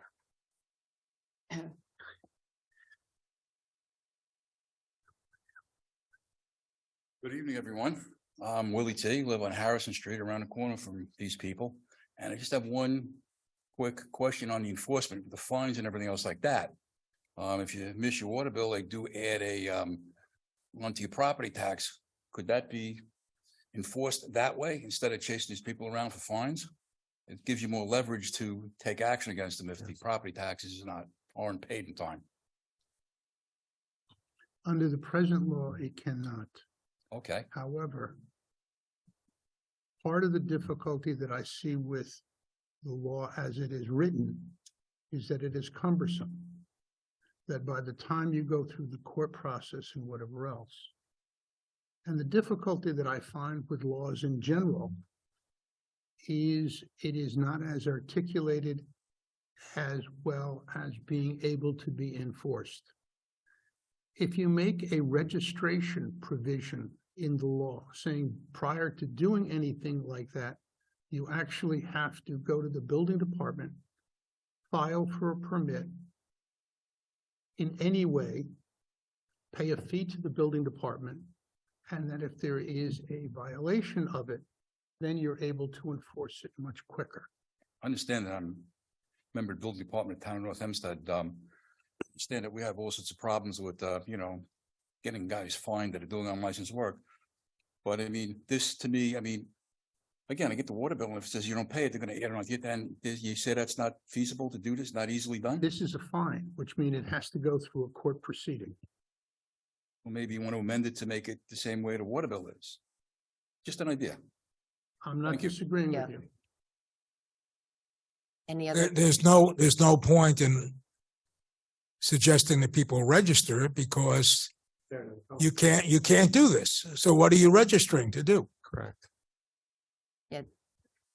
Any other comments on the? Question while we're on this topic. If you have a if you have a one-family dwelling, can you be renting a basement for 31 days or more? And it's a fire issue too, because they egress windows and all this kind of stuff. Is that allowed? Or if you feel that's going on, you can call up and have that checked out? Because sometimes you see. Into the microphone, so I think Yeah. Mr. Giovanelli can be called if you have Yes. that concern. Yes, please call the building department. We'll have someone there to check it out. Okay. It's not permitted. It's not permitted in Not Garden permitted. City. Okay. All right. Thank you very much. Thank you. What? Two-family dwellings are not permitted? Two-family houses are not permitted? That's not true. You're allowed to. There is a two-family area in Garden City, yes. But you're not allowed to be in the basement with like, if it's not fire done, it has to be passed by you guys. Yes. Perfect. Thank you. Any other comments for the public hearing? Sure.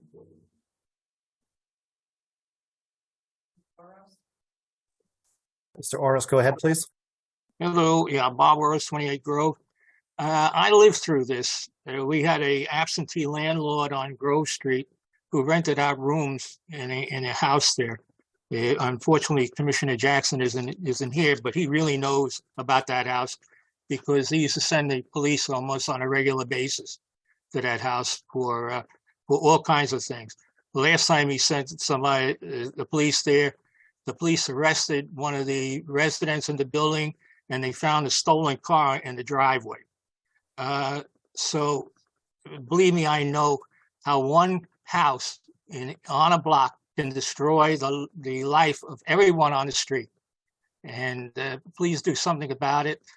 And I don't understand why people like this who rent a place out and they have the status as a private resident or private property, you should just call the Department of Assessment and have them change to commercial property where their taxes would be much higher and probably offset any income they can make. And also you mentioned the fact that commercial establishments cannot be by zoning in residential areas. So there's several factors that can be drawn in. Appreciate your time. I just want to let you know what I experienced. Thank you. Thank you. Any other comments for the public hearing? Yeah. My name's Jeff Cunningham, 10 Harrison Street, Garden City. I think we've covered pretty much everything, our concerns, the fact that Kelly, no, Bruce, you went on and it was great. Now what you're doing is you're saying that we have an issue with the casino. This would go hand in hand with the casino. And I think you've heard it from any number of us. This is the big issue. This is our concern. Now, I think everyone has basically spoken of it and questioned it. Now, my question here is, when would you be able to pass this bill, this law? The hope is to vote on it tonight. Awesome. And like, seriously, awesome. I mean, that's why we're all here. I was like, this is a huge concern, and you've got the western section here en masse, and that's what we want to hear. Thank you, Mayor.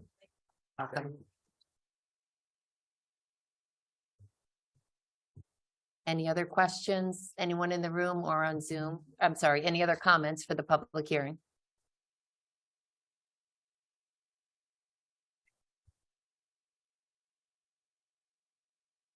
Right, do I have a motion to close the public hearing?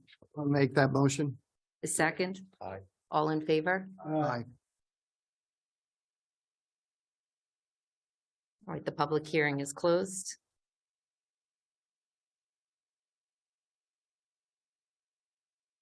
Do I hear a motion to vote on the local law? I'll make the motion that we vote on the proposed law. Second it. So all in favor of enacting local law 200-45.5? That's not it. Oh.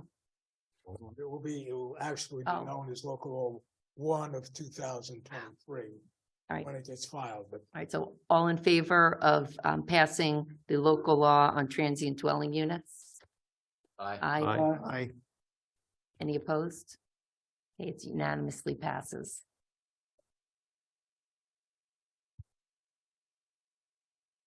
Did you do number 6 yet, Mary? Citizens' comments on agenda item? No. No, that's Okay. next. I just wanted to make sure. Okay, so in getting to the public hearing, I did step over or pass over citizen comments on agenda items. So I'll open the floor now for any citizen comments on agenda items. Any on Zoom, any citizen comments on agenda items on Zoom? Mr. Orosz, yeah.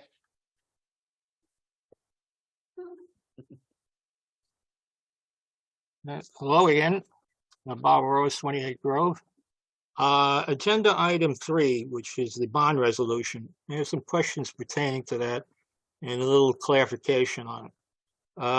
Improvements to the tennis facility at $1.4 million and change, improvement to water mains of 4.2. Can you give me some idea of the length of each of these bonds and what the current interest rates are going to be?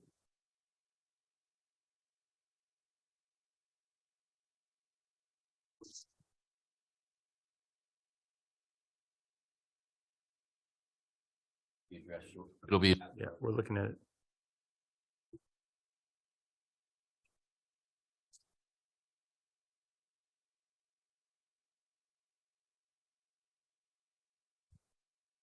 Hello, Mr. Orosz. So you can Yes. see the period of probable usefulness in the actual bond resolution that's attached to the agenda.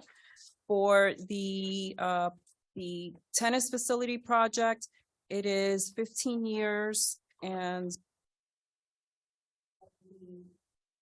water main improvement 30.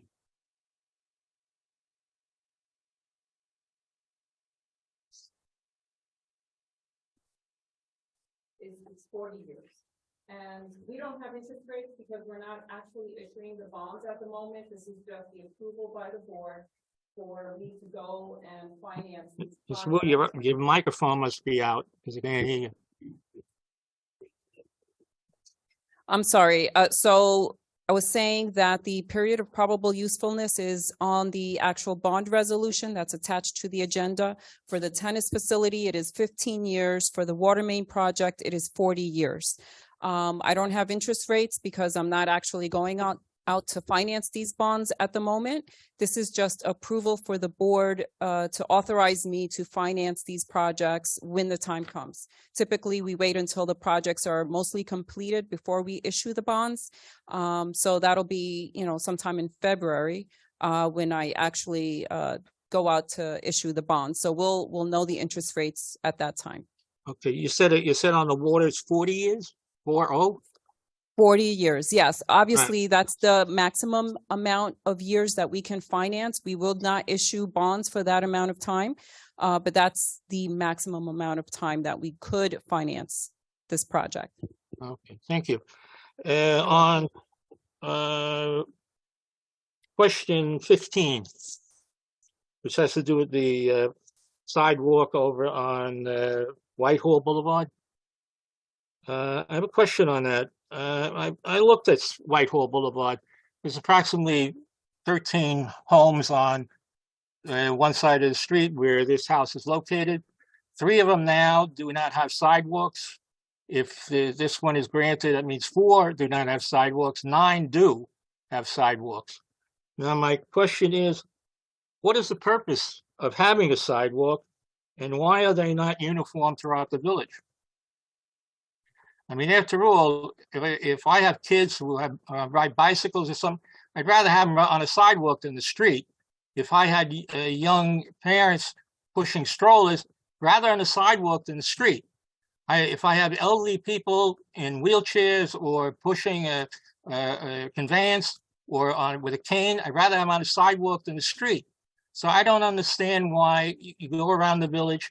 There are the sidewalks, all of a sudden they stop and there's no way to go except the street. So the address is located on the dead end of a block. I understand that. There's 13 houses there.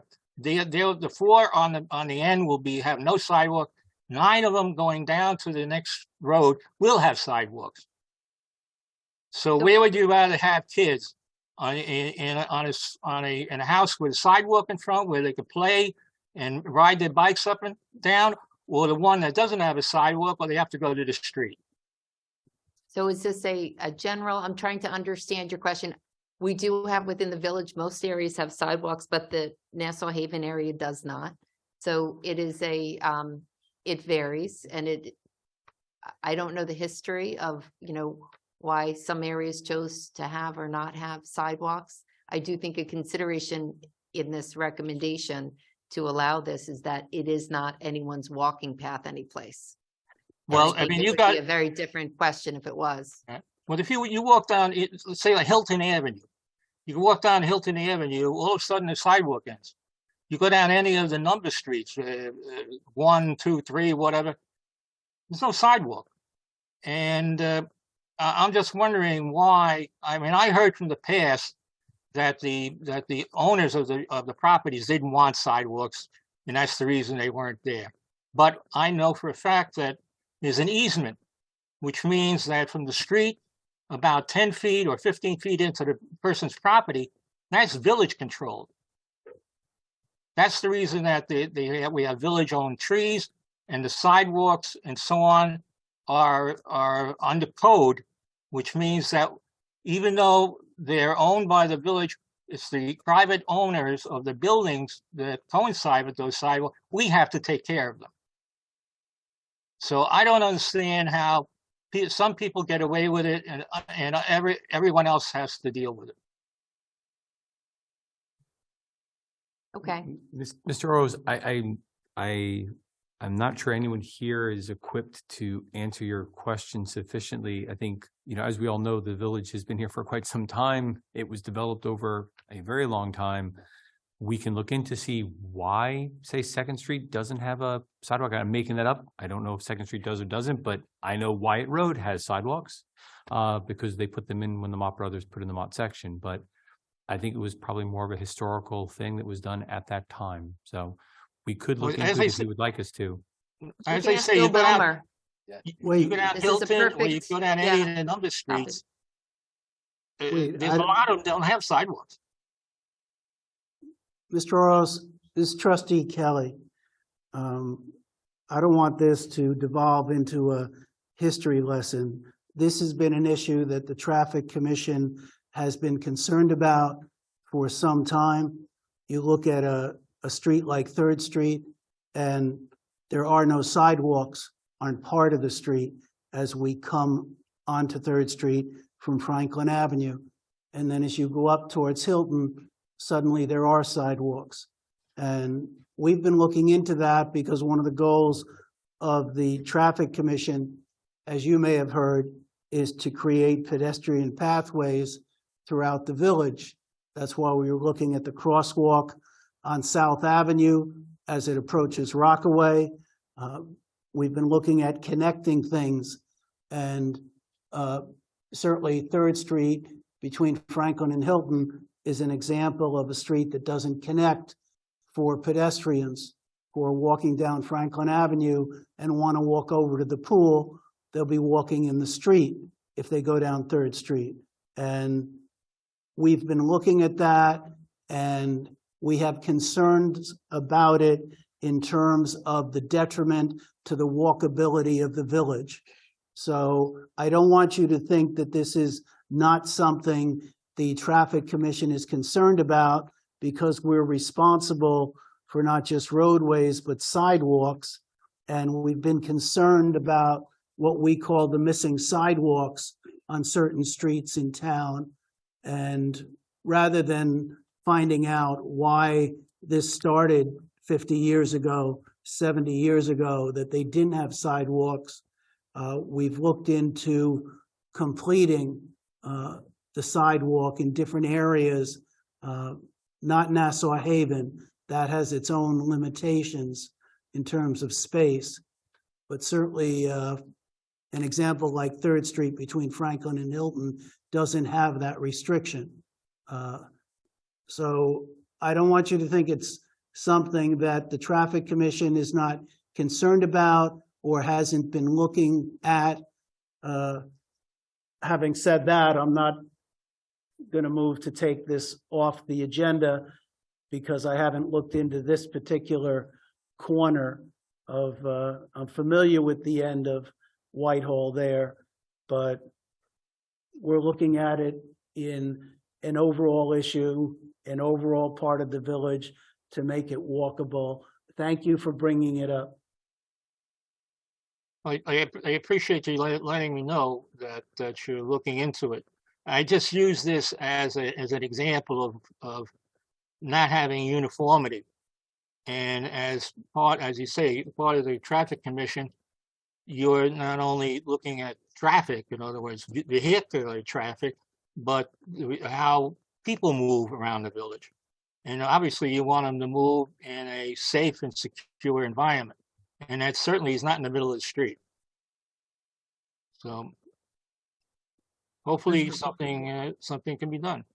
Thank you. Mr. Oro's looking on Google Maps while using a bike, wheelchair, or any other device would get you nowhere on this particular house because it is not coterminous with any other piece of property. This is an application by the homeowner to remove the sidewalk. And since there is no ability for anybody to walk on that sidewalk from any place other than on this piece of property, the action of the village in permitting the removal of the sidewalk is unique only to this piece of property and not to others. I only use this property as an example, that's all. I you. understand where it is. It's right at the end. And walk any further, you're going on to Long Island Railroad. All right, thank you. Any other comments on agenda items? All right, we'll move on to approval of the minutes. Do I have a motion to approve the minutes of the May 4th, 2023 meeting? Second, Second. all in favor? Aye. Aye. Right.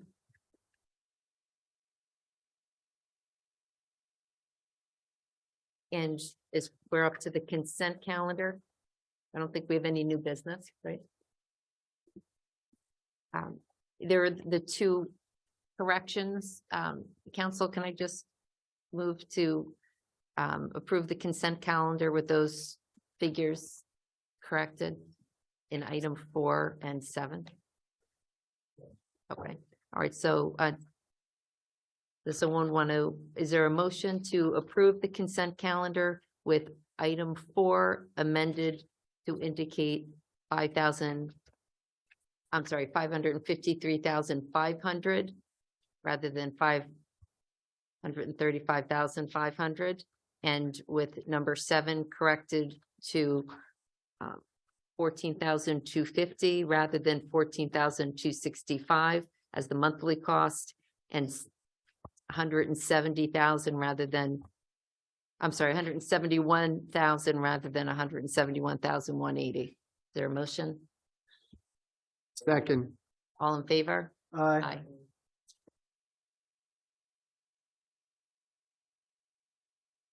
Right. It was on, we have the item on for discussion. We heard the request of the young resident earlier. I don't know if anyone wanted to make any, I personally need to hear some more information and community input on the idea of changing the rule in the village that, as far as anyone knows, has always been not to allow the ice cream truck. So I think I need some more information. Is there anyone who wanted to make a comment on it? I think we need more information. Support tabling it. I miss the trucks. You can go out to a few villages out east and you can hear them all. the Well, time, Joe. you're prejudging this whole thing. No. I'd like to get more information. Like, Very good. Thank you. at Carl Place where my business was, you can. I think years ago, they used to have good humor trucks come in. Excuse me. But they came by appointment. So you could call up, I think, the village and let them know that you would like to have a truck come in and you would make an appointment. Because I remember we did that on Cedar Place several times. Could the children make appointments or only the family? No, the children didn't make appointments. Okay, That so probably was for like a street party or something, There, yeah. street block party. No, this was like a regular routine, like Thursday night. oh, that's interesting. So you should know, though, that ice cream trucks aren't specifically prohibited. What's prohibited are peddlers and solicitors going through the streets. What's prohibited are people going through the streets, ringing bells or sounding, using sound devices. Those are the things that are prohibited. It's not specifically ice cream trucks. So an ice cream truck with the music couldn't have the music on it. Well, again, unless you want to address that in the code. But right now, what's prohibited are peddlers going street to street and people making, having sound devices in the streets. There's been one exception that the board has granted for as long as I can remember, and that's a knife sharpener. Sure, absolutely. Yep. All right, so at this point, do we have any citizen comments on non-agenda items? Steve Gray, just to refresh your memory, Westerman, thank you. All right, so I did speak with, I have shared with anyone who's asked the questions presented to Westerman, the responses.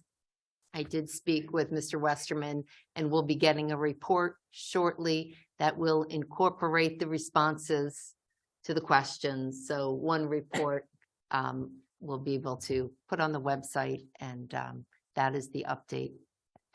Thank you. Welcome.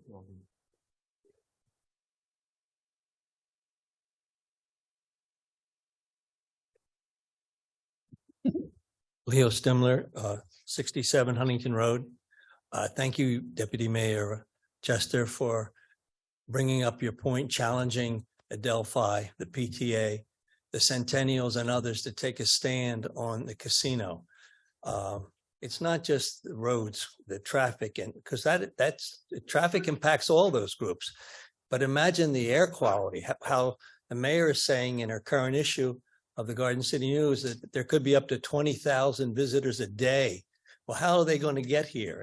And the vehicles and the pollution from cars. So thank you for that comment. And I hope you'll keep us posted if you get responses or if you don't get responses to that challenge.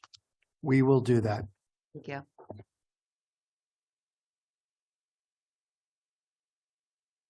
Hi, Judy Courtney, 3 Tremont. Two different topics. One is on continuing the discussion on sidewalks. So as you may or may not know, on Meadow Street, Grove Street, et cetera, many residents such as myself got our notice of sidewalk repairs. Again, because we're supposed to pave the street again. So hopefully this time it happens because we actually repaired our sidewalks several years ago when the repairs to the road were supposed to happen and never happened. So now they're back. Which is frustrating a lot of people who are repairing sidewalks that we've already repaired for the same reason. That being said, my question is more related to the tree issue on the village property that then causes the sidewalks to uproot, which I'm sure many of you are familiar with. And I have a couple of questions on that. And I don't know whether this goes to buildings and engineering or Paul, it goes to you or whatever. If a resident wants a tree that is healthy to be removed because it is uprooting the sidewalk, is that permitted?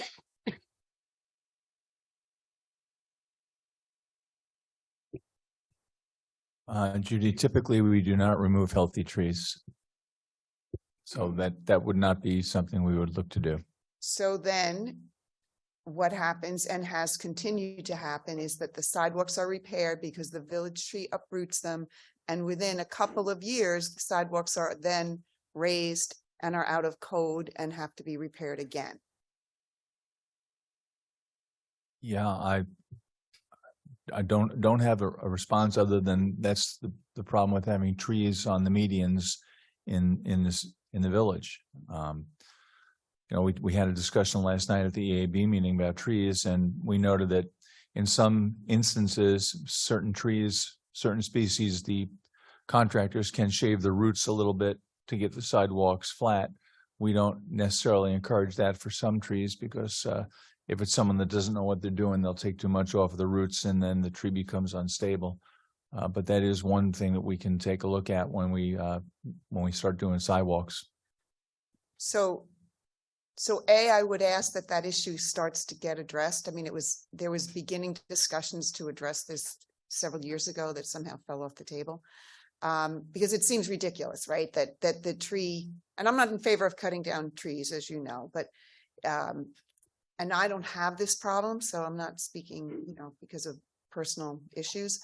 But it just keeps happening, right? And it costs the village time and money to go and fix it, et cetera. And if you go down Meadow Street, it is all over the place, and Grove too.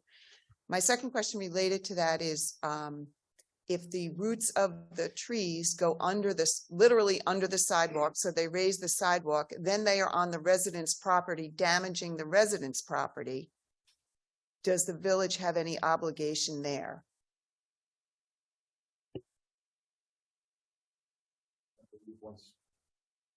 I believe once the roots would go onto private property, it would be just like a limb overhanging private property. It would be the homeowner's choice whether to do something or not. Seems kind of crummy though, right? You know, if your neighbor's limb is hanging into your yard, you have the right to cut it. If your neighbor's root crawls under your fence against your yard, you have the right to cut it. I would assume it's the same with a village tree creeping under the sidewalk. Right, but it may put the tree at risk because you're cutting the roots, and then we have the whole problem of the trees are falling because the roots are cut on the side. So I don't know that you're going to solve it tonight, so I'm not expecting that. But I do think it's a big issue that is really frustrating to a lot of residents. It comes up all the time, and just the whole Meadow Street issues are continuing to surface. So I would ask you to reconsider a recommendation that had been considered several years ago that said that if village trees damage sidewalks, that the village then would assume the cost and kind of the general maintenance of the sidewalks that were damaged. I think that's fair to residents. I think this just causes all sorts of back and forth and argument. You guys probably hear it much more than I do. But I would ask that that be reconsidered as a possible policy for the village to assume. And just one thing on the trees, and you may have been at the meeting with the engineering department has been doing research and the recreation, Parks and Recreation on planting species that will not lift the sidewalks. And so it's not really expected to be a going forward problem. There was also research into how the plantings were done and measures that could be taken to avoid this from happening. That's absolutely correct. We are planting a lot less invasive root species now. That has been ongoing for some time. But as we all know, and Judy is correct, Garden City is a village that has an extremely large number of mature trees, which were planted 80 to 100 years ago. And they are going to be sidewalk problems because of the species that were planted back then. So going forward, it will be less of a problem. But you've got so many mature trees in this village that it's hard to find a street, Judy, where you don't have this problem, as you well know. I'm preaching to the choir here. Going forward, it will get better because we don't plant those trees. But, for the time being, it is an issue. And if the board would wish to take up your suggestion, that's certainly something for the 8 wise people up there, not us at the lower table. Thank you. All right, anything else? Related to that, and again, this is not a tonight issue, but I have long felt that the whole issue of private repair should be part of the tax roll, just like the streets and the road fund. So maybe as we get into the budget cycle, that we at least investigate it as a possible cost. The time and energy and manpower that it incurs to get somebody to come out every time you get a notice, everybody in the street calls and the engineers have to come. Your manpower must be up by 30% just because of residents' complaints. It's just a very inefficient use of people and time, and I don't know that it's really worth it. So I would ask that you consider that. And then thirdly, very quickly, just a comment on the casino and Trustee Chester, I support your remarks. I would like to also point out that the POAs have been extraordinarily active in this jurisdiction. They had a separate joint meeting last week that was standing room only, that the casino and how to advocate against the casino was the major part of the agenda. We had trustees Tarrington and Trustee Finneran with us, and unfortunately the others were not able to join, but that was a very, very popular and well-represented meeting where that was the agenda topic. Just today, the EPOA sent out a blast to over 1,000 residents with all of the information about how to contact your representatives, how to contact there's the one website where you can send that one direct letter, support the event that's on Sunday and when the votes were. So they're doing a very good job of communicating to residents how to get involved in this and how to stay actively in support of being against what's going on with the casino. So I just want to make sure that people are aware of that. And that's good, Judy. I think if your POAs can reach out to the organizations that I named in my remarks, would be very helpful. All right. Well, I'm sure they'd be happy to do that. Yeah, and that would help Yep, immensely. that's a good idea. We need that. Thank you. Going way out of my jurisdiction here. Bob Oros, I don't know if you're still around. He and I spoke about the tree issue, believe it or not. And I think there's yes, he does. He lives near, I know, he lives near you. I know that. We talk. Anyway, I think there may be a product, kind of a rubberized cement that will perhaps expand as the tree roots rise and cause the sidewalk to rise. If that's possible for you guys to investigate, maybe that would mitigate some of the need for repairs. Bob, if you have more to say, if you're still there later. Well, we got people in the room with their hands up. I know. Mr. Gori, we have investigated that. The product that you're talking about is very similar to the poured in place rubber playground surfacing that we have at some of our parks.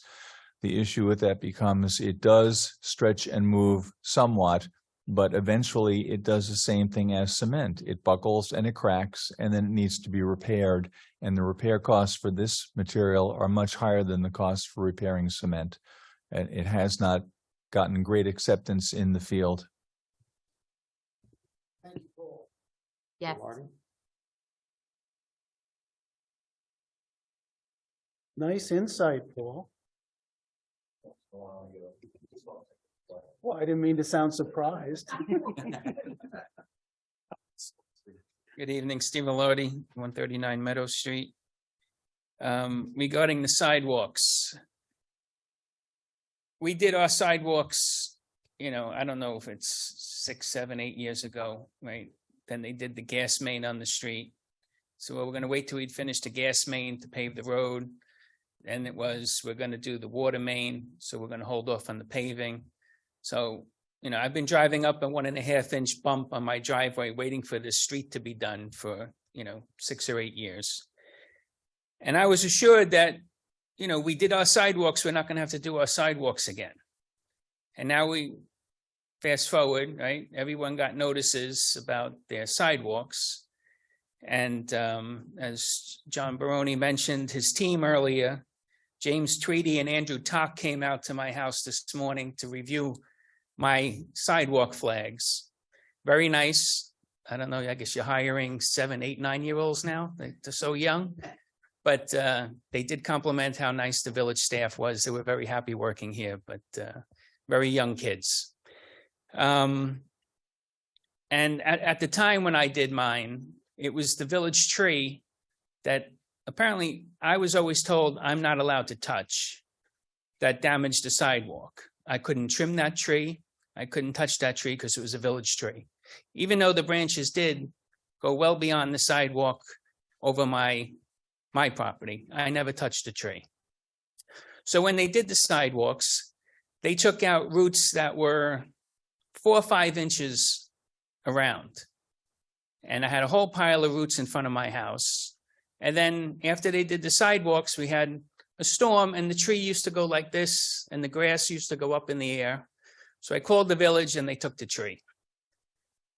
So, you know, for the case on Meadow Street where everyone was already assessed, already paid for their sidewalks, I feel that they should not be subject to it again, because this is done when you pave streets. And when you pave a street, you don't come back for 20 or 25 years.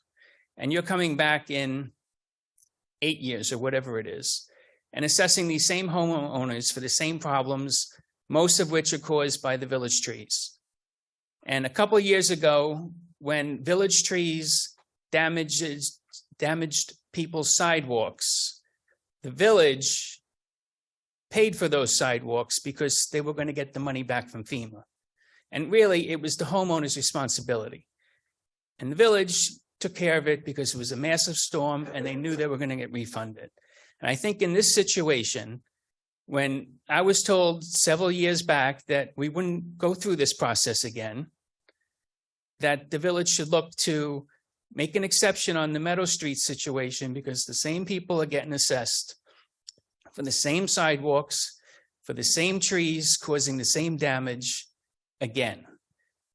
And the letter I got in the mail was dated August of 2022, which I guess is when they came around to assess the sidewalks in anticipation of paving last year that has gotten delayed because the water main was delayed, et cetera.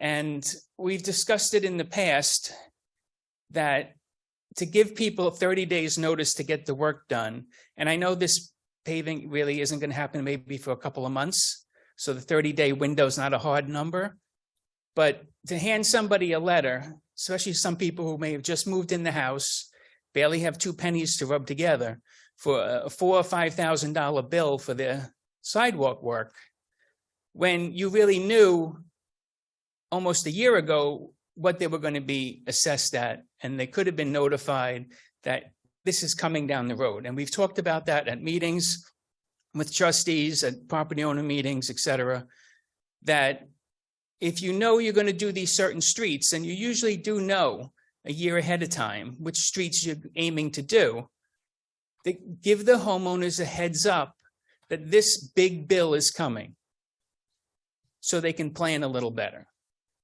And lastly, I've mentioned it at budget meetings in the past. If you just, when you're doing a road, not that anybody on any street can call up and say, come fix my sidewalk, but when you're doing a road project, the sidewalks and aprons and curbs should be part of the road project. If you put it into the budget once, you absorb it once, and it's just there. You talk about this, you know, $14 or $18 million in surplus or contingency. If you took 1 year and put the $400,000 or $500,000 that you do sidewalks that you get back from the residents, I think it would go a long way. People wouldn't really see it in their taxes and wouldn't mind paying an extra 20, 30, 40 bucks a year in taxes, so you don't get a $4,000 or $5,000 bill. Because every time you do roads, I'm sure you always get complaints and people coming like I am here tonight and others complaining about this. So I think it's something you should all consider. Thank you. Thanks.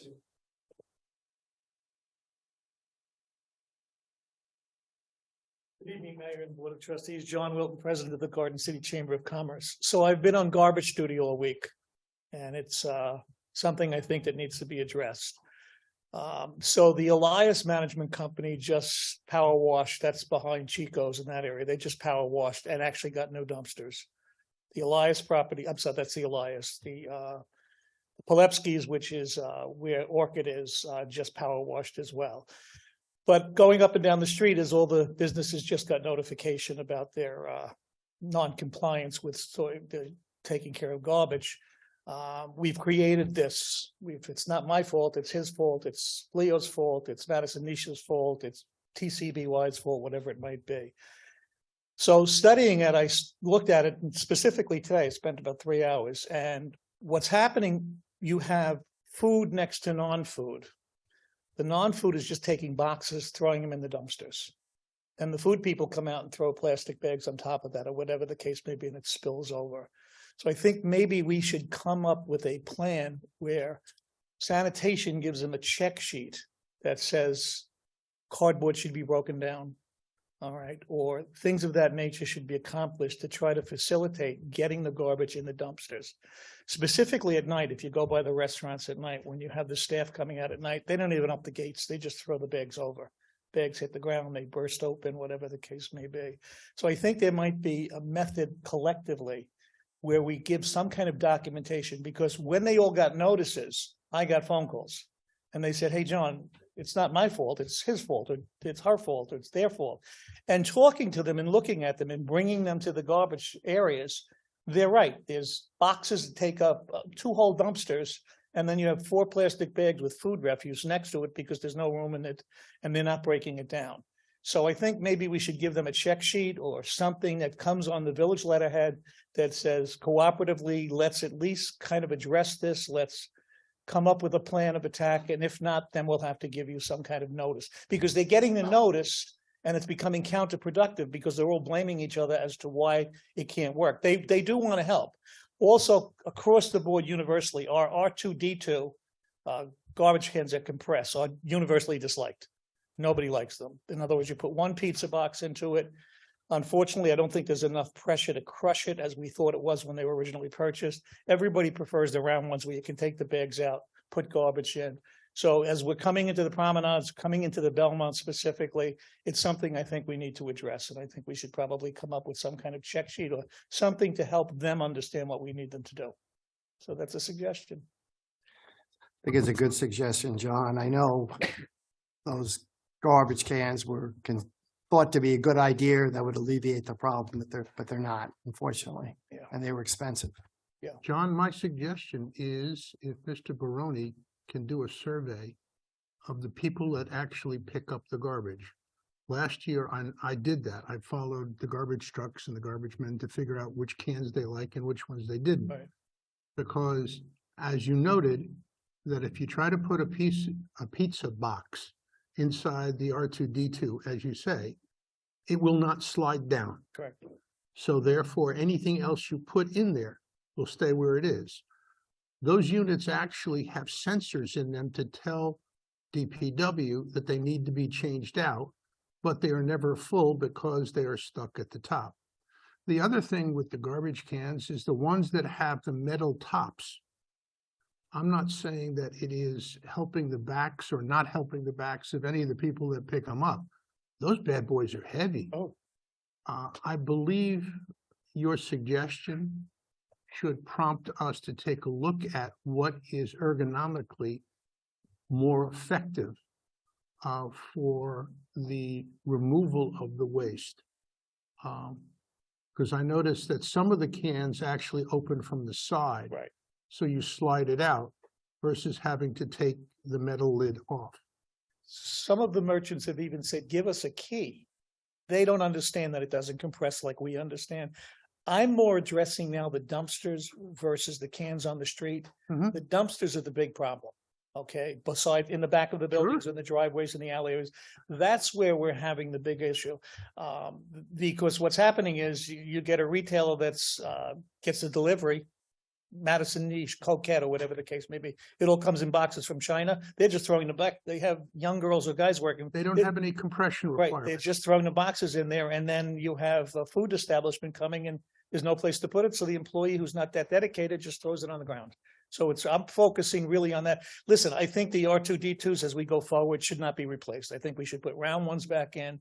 Everybody collectively agrees with that. So we did it. It's an experiment. I think they're about 11 or 12 years old now. I don't think they worked as we thought they would. Also in the winter when it snows, the solar panels don't pick up the sunshine. So that's another issue that you don't think about until after the fact. So anyway, it's something I think, I really think if we gave them, everybody was rather frustrated that they got notified by the village that they were not complying. So there was anger on their part. And what they did was take it out on their neighbors. Well, it's not my fault, it's his fault. No, it's his fault. So I think if we give them a little cheat sheet and say, everybody, let's break down the garbage, let's work together. And like, I'll give you an example. They were telling me, they grabbed me at Leo's and they were saying, well, we just repaired the wheels. We just welded the wheels. They said, we didn't weld the wheels. I said, well, did you weld the wheels? So they brought me and showed me they welded the wheels. I mean, little stuff, but as we come into the summer and it's going to kind of proliferate even more, I think we should do something to address it. And I think if we really give them a check sheet on letterhead from the village saying, please comply to this, hopefully this step will resolve it. We don't want to take any further steps. So that's just something I think we need to do. All right, thank you. Thanks, John. I do notice, I have to say, on 7th Street, it's so wonderful seeing people out there dining outside all the time, but it's looking dirty. And I was thinking actually of speaking to you about that, like what the chamber, maybe it's a good idea for the businesses to kind of come together and come to us with a plan. And I understand they're going to say it's not me, it's next door because things blow down, but maybe the chamber can help with that, building some little plan amongst the businesses to address it. Because we're not going to be there sweeping up the garbage, right? So, all right. Any other comments on non-agenda items? I don't know what's behind Leo's and the rest as far as the garbage goes. Yeah. Oh, sorry. Carl Russo, 6 Edgemere Road. Why can't you have a dumpster for cardboard and a dumpster for garbage? Now, New York City is in the midst of a rat epidemic. And they go through all the plastic bags and they eat up all the garbage. Now, if you can't put plastic bags of garbage in a dumpster, you're going to get rats, you're going to get rodents, they're going to come here, and that's going to be a bigger problem. So, but like I said, I don't know what kind of dumpsters you have or whatever. And yes, the stores should cut up the cardboard because you could get 10 times more cardboard in a dumpster if you cut it up. Talking from a kid who worked in a supermarket, that's what I used to do. And we used to tie it up. That's number one. Number two, the person who wants to have their sidewalk removed, I don't know where that house is, but maybe they don't want to get involved with trees uplifting their sidewalk, and it's easier to get the sidewalk removed so they don't have that problem. Okay? I know Mr. Blake, says we don't remove healthy trees. But I think if you go down maybe New Hyde Park Road or any other main road where you have overhead wires, you have trees that look like this. Because right down the middle where the wires are, all the trees were trimmed, and you got a branch here and a branch there.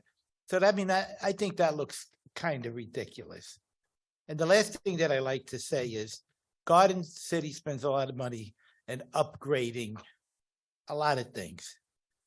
Why can't you spend a little money and get a good microphone system at these meetings? Because I think you got to spend more money in Duracells than anything else. This is ridiculous. This is very unprofessional for all of you people to be talking and it goes out and this poor gentleman's got to run over, change the batteries. Come on, let's spend a couple of bucks and get a new system. Thank you.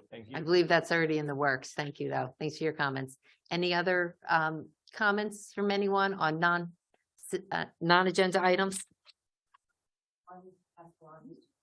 Okay. Mr. Vassalotti?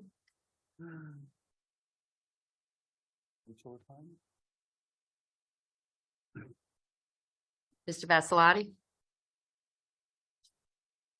Can you hear me? Can you hear me? Yes, we can. Thank you. It's a little difficult on this end and also difficult waiting for everyone else because people are running over their time frame. But I would like to say on the Adelphi issue, first of all, I'm glad it's being raised, and it's not just about the parking and the money that they might owe us, and that we should organize to set an ongoing fee. But bear in mind that I don't know how many homes they now have that are also off the tax rolls. And that is also something to consider. Not to mention the noise level on Brompton Road with the sports fields that are getting louder and louder and louder, particularly the women's softball field on South Avenue and Brompton with loudspeakers and music all the time. So Adelphi, while a good neighbor, I think needs to step up to the table and deliver perhaps some cold hard cash, as they say. The other thing is we should also take into account buffering the pool parking lot on their cost, because, you know, what used to be a beautiful community park, part of Garden City, I guarantee half of the people that drive by think, oh boy, Adelphi has expanded their campus. Look at this. You know, there's buses there all the time. It doesn't look like part of Garden City anymore. And it looks like an Adelphi commercial parking lot. So I think some buffering needs to be done, and in that respect.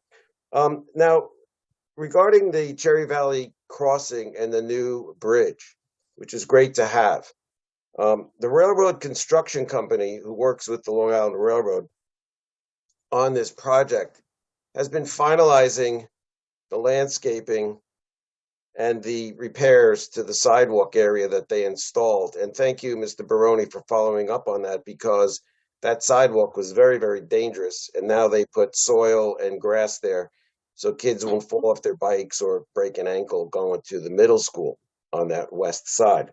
So that looks great.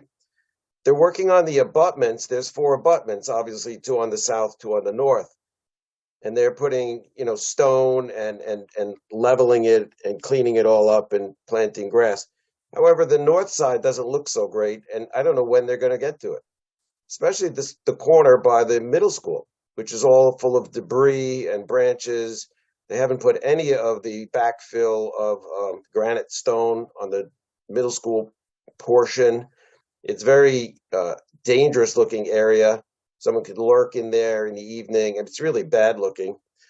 So I would just point out that if we could contact the railroad construction company who's doing all the finalization of this project, they're a New Jersey-based company, that they finalize the north side abutments, both east and west of Cherry Valley, and including the 2x4 railings that go up the stonework.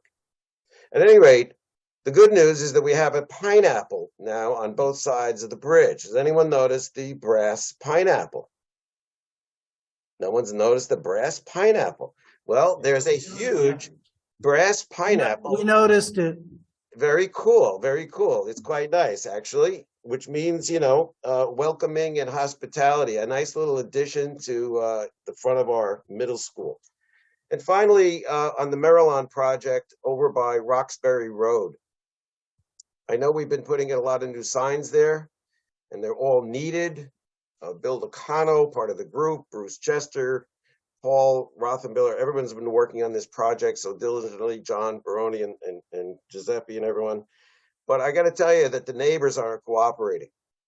And when you put some change out in front of people, they don't always adapt to it. So here's the thing. The stop sign at Wellington is being ignored nearly 90% of the time. I was there tonight waiting for almost 15 minutes for a delayed train, and therefore had not much better to do but to watch people go past that stop sign. And I'm talking pretty fast. I mean, we could give out an awful lot of tickets if we just put a car on Wellington and just have some fun writing some tickets and, you know, things like that. But it's dangerous. It's not about tickets and that kind of thing. It's dangerous. People come off the platforms, you know, kids coming and going. But people are blowing through those stop signs at Wellington. Unbelievable. And they just step on the gas coming around the corner, go past Houston, and then they don't even want to stop at Wellington. So some people slow down, but they don't stop. And it's dangerous, and we need to watch it. And, you know, you give a few tickets and the word gets out. But we do have to watch it, is all I'm saying. So It's a good idea, Robert. I think we might, Trustee Chester, Robert, I think we do have to go in that direction. And I don't know if we've completed all of our traffic signs and wording on the road to stop before, for example, the Wellington Avenue stop sign. No, the stop is there. The stop is there. Everything is there. It's And, just and, people are and the not wording in front of it sometimes helps too, but Thank you. it's got to be monitored. So thanks, Yeah. John. Yeah. Yeah. Robin, Thank I you. appreciate Yeah. it. Thank you. For your comments. you. Thanks a lot. Any other comments? Mr. Oros. Yeah, sorry to come back again, but it was almost the gentleman that was on just now. It was almost a lead-in of what I'm going to be talking about. Apparently, there's several villages on the island who have the problems that we have, which is speeding and so on and so forth. And several of them have installed automated stop sign cameras, which take a picture of a car that goes through the stop sign, automatically issues a $60 summons for going through the stop sign. And a couple of the villages said it's very good. It slowed them down, and it's also produced a sizable income. So I wonder whether the village might look into that. I think it's just the one mayor who I just met at the Nassau County Village officials. Rock, which is a small community up in the Great Neck area. There's some question as to the legality of this. There is a bill that is being proposed in the state legislature by Senator Martins that will, at least maybe on a trial basis, provide for these stop sign cameras. But there's a question right now as to whether that one village is in compliance with the law. Yeah, I heard that the legality of it, that the state might have to authorize it in order for them to do it legally. But if we feel that it's a good idea, maybe we could back them on that so that we can get it done. Thank you. Thanks. Thank you. Anyone else with any comments? Madam Mayor, can I make a suggestion that either the building department or the police department or both of them go to the house on Harvard Street to personally deliver the recently enacted law so that there is no confusion on that street as to what is permitted or not permitted? I would agree with that. Okay.